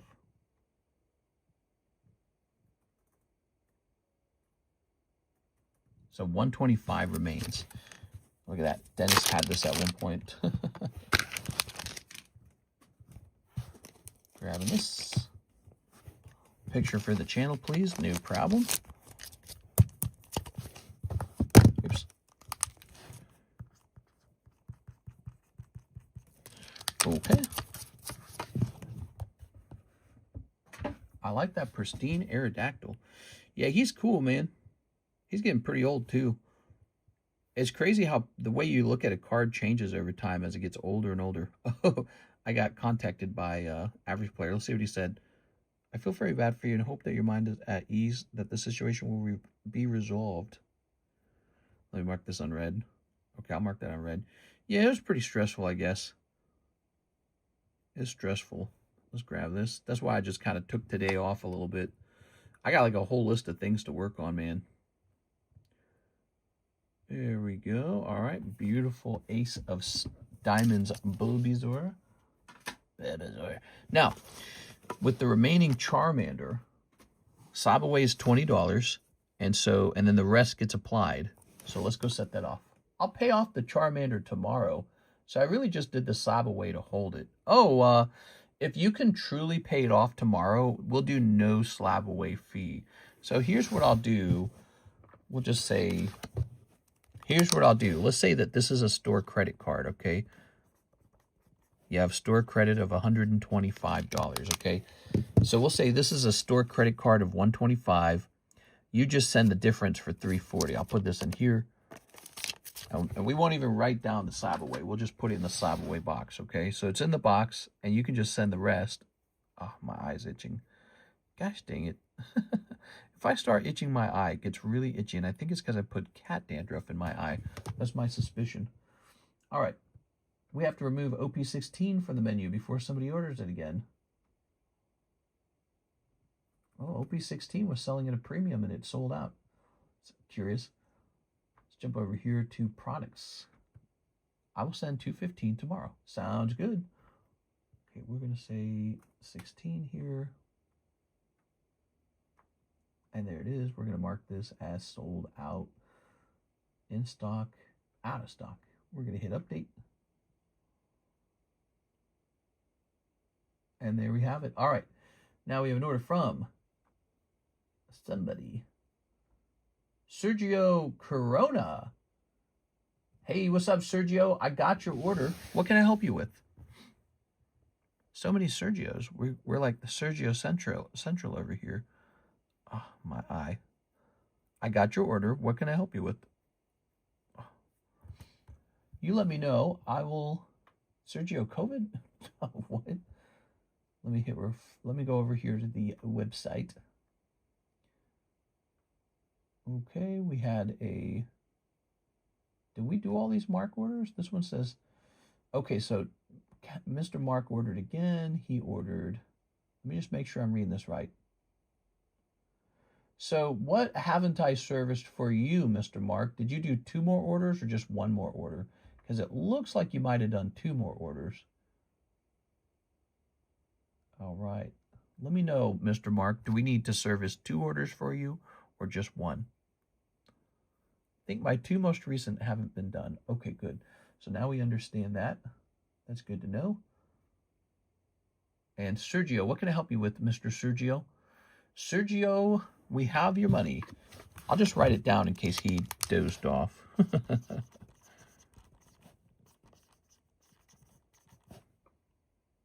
$40. So there's $40. Then we have Sarah. 10 Ascended Heroes. Damn, that's a lot. All right, let's get these clipped. 1. Grab this. 2.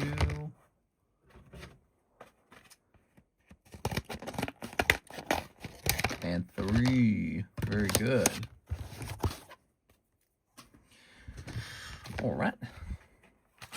Mickey D. Luffy. Lego Luffy. Put that there. Tossing that up. Put this here. Okay. Mister, I won the Luffy? You did. And actually, it was Mr. CS Man who corrected it, by the way. So if you want to give him any kind of gift, he'd probably appreciate it. He could have just pretended like it was his, or like, you know, he just could have been like, okay, sure. But he came forward and said, you know, that's not mine.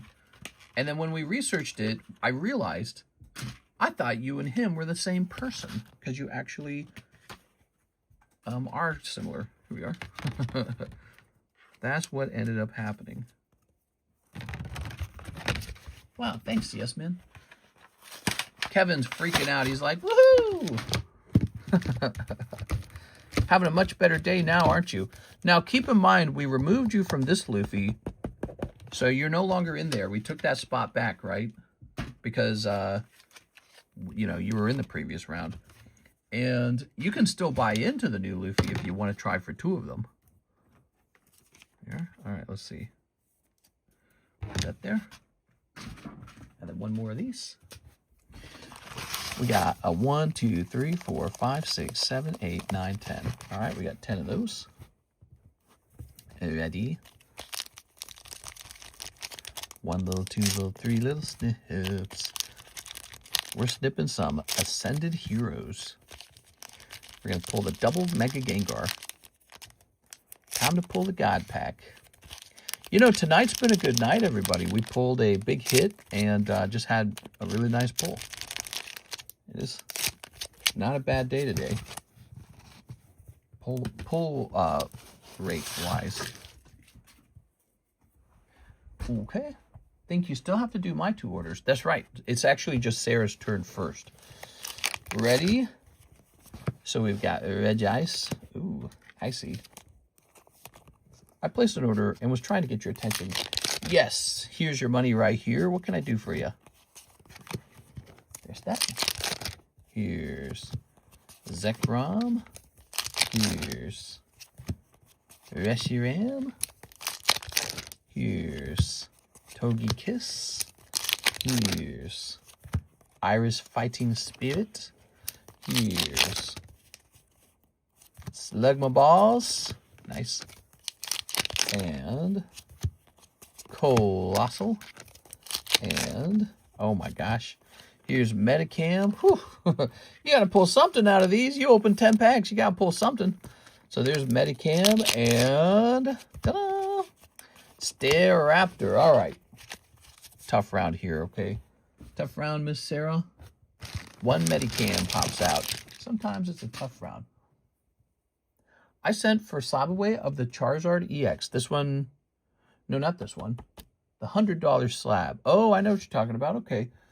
So he's a $100 slab, which means the Sabaway fee is only $10. So it's a lower fee. How nice is that?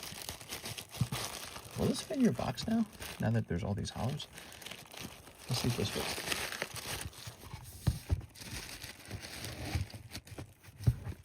All right. Boop. Charizard. Sergio, slabbing away Mega Charizard.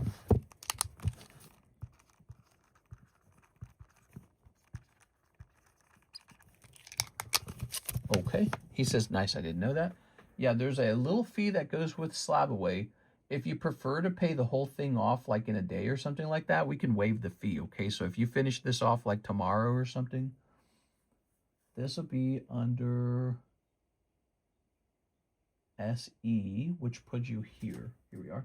So this will say July 26, Sergio Corona, PSA 10, Charizard EX, $100, $70 remains.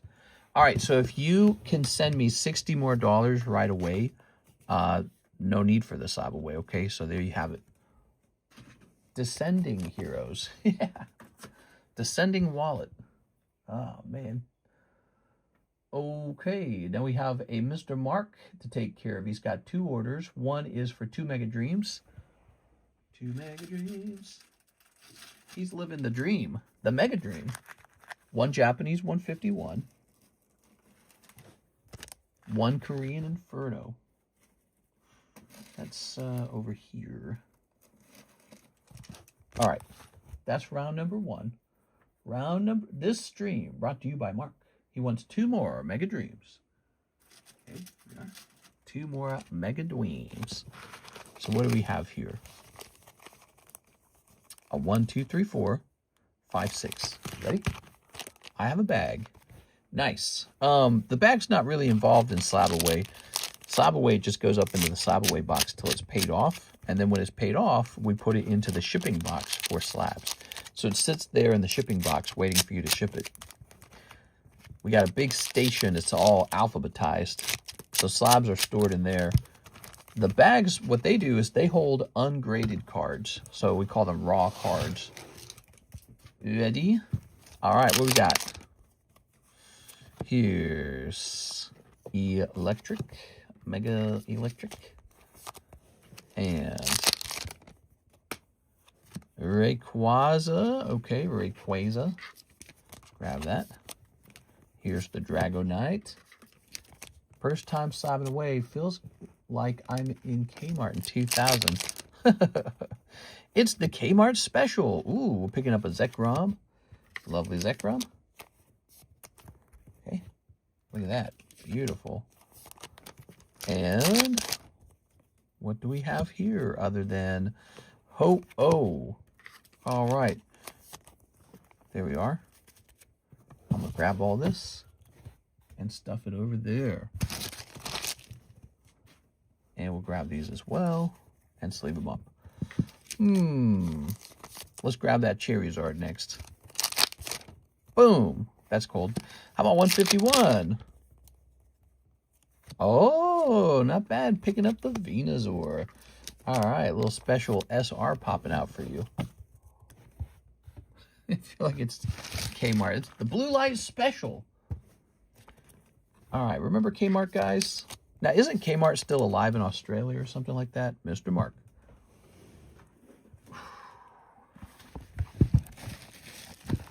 Mr. Mark. I'll place this in here.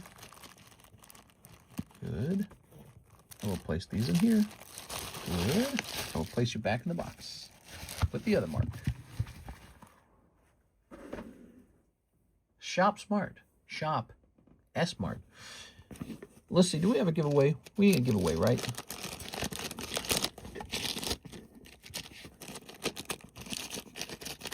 No giveaway? Okay. All right, then. We'll have to come up with the giveaway. We are.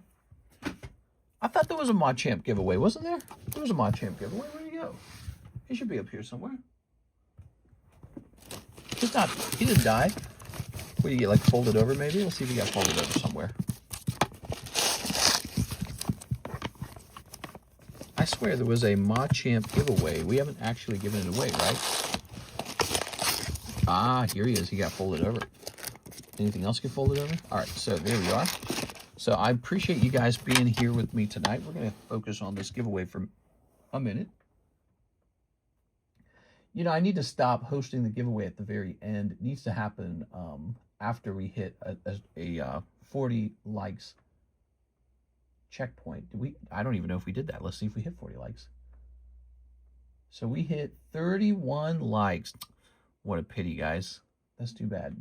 Well, I appreciate all the likes that you guys already sent. We're still going to host the giveaway. Go ahead and type in Mark right now. Type in Mark. Did you catch Kendrick? No, we're not going to catch him. What are you talking about? Like by the collar or something? All right. No, not yet. Let's see. I don't know if it's ever going to be like that. We'll have to see what happens.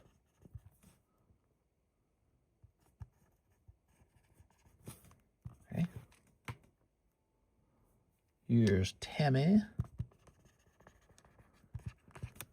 Here's Andy Man.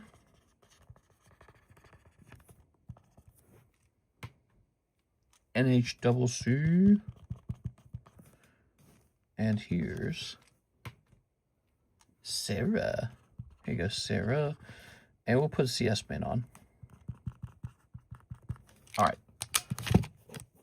All right. What happened to all his cards? They're still here. They're still here. I have the option to try and grade them to recuperate some of the money. All right, guys. Well, that is going to be the end of the Tuesday stream. Thank you all for your support and, you know, nice words and all that. All right. So I'll see you guys for the Wednesday stream. It's a never-ending stream. We're just going to be back on tomorrow. All right. See you later, everybody.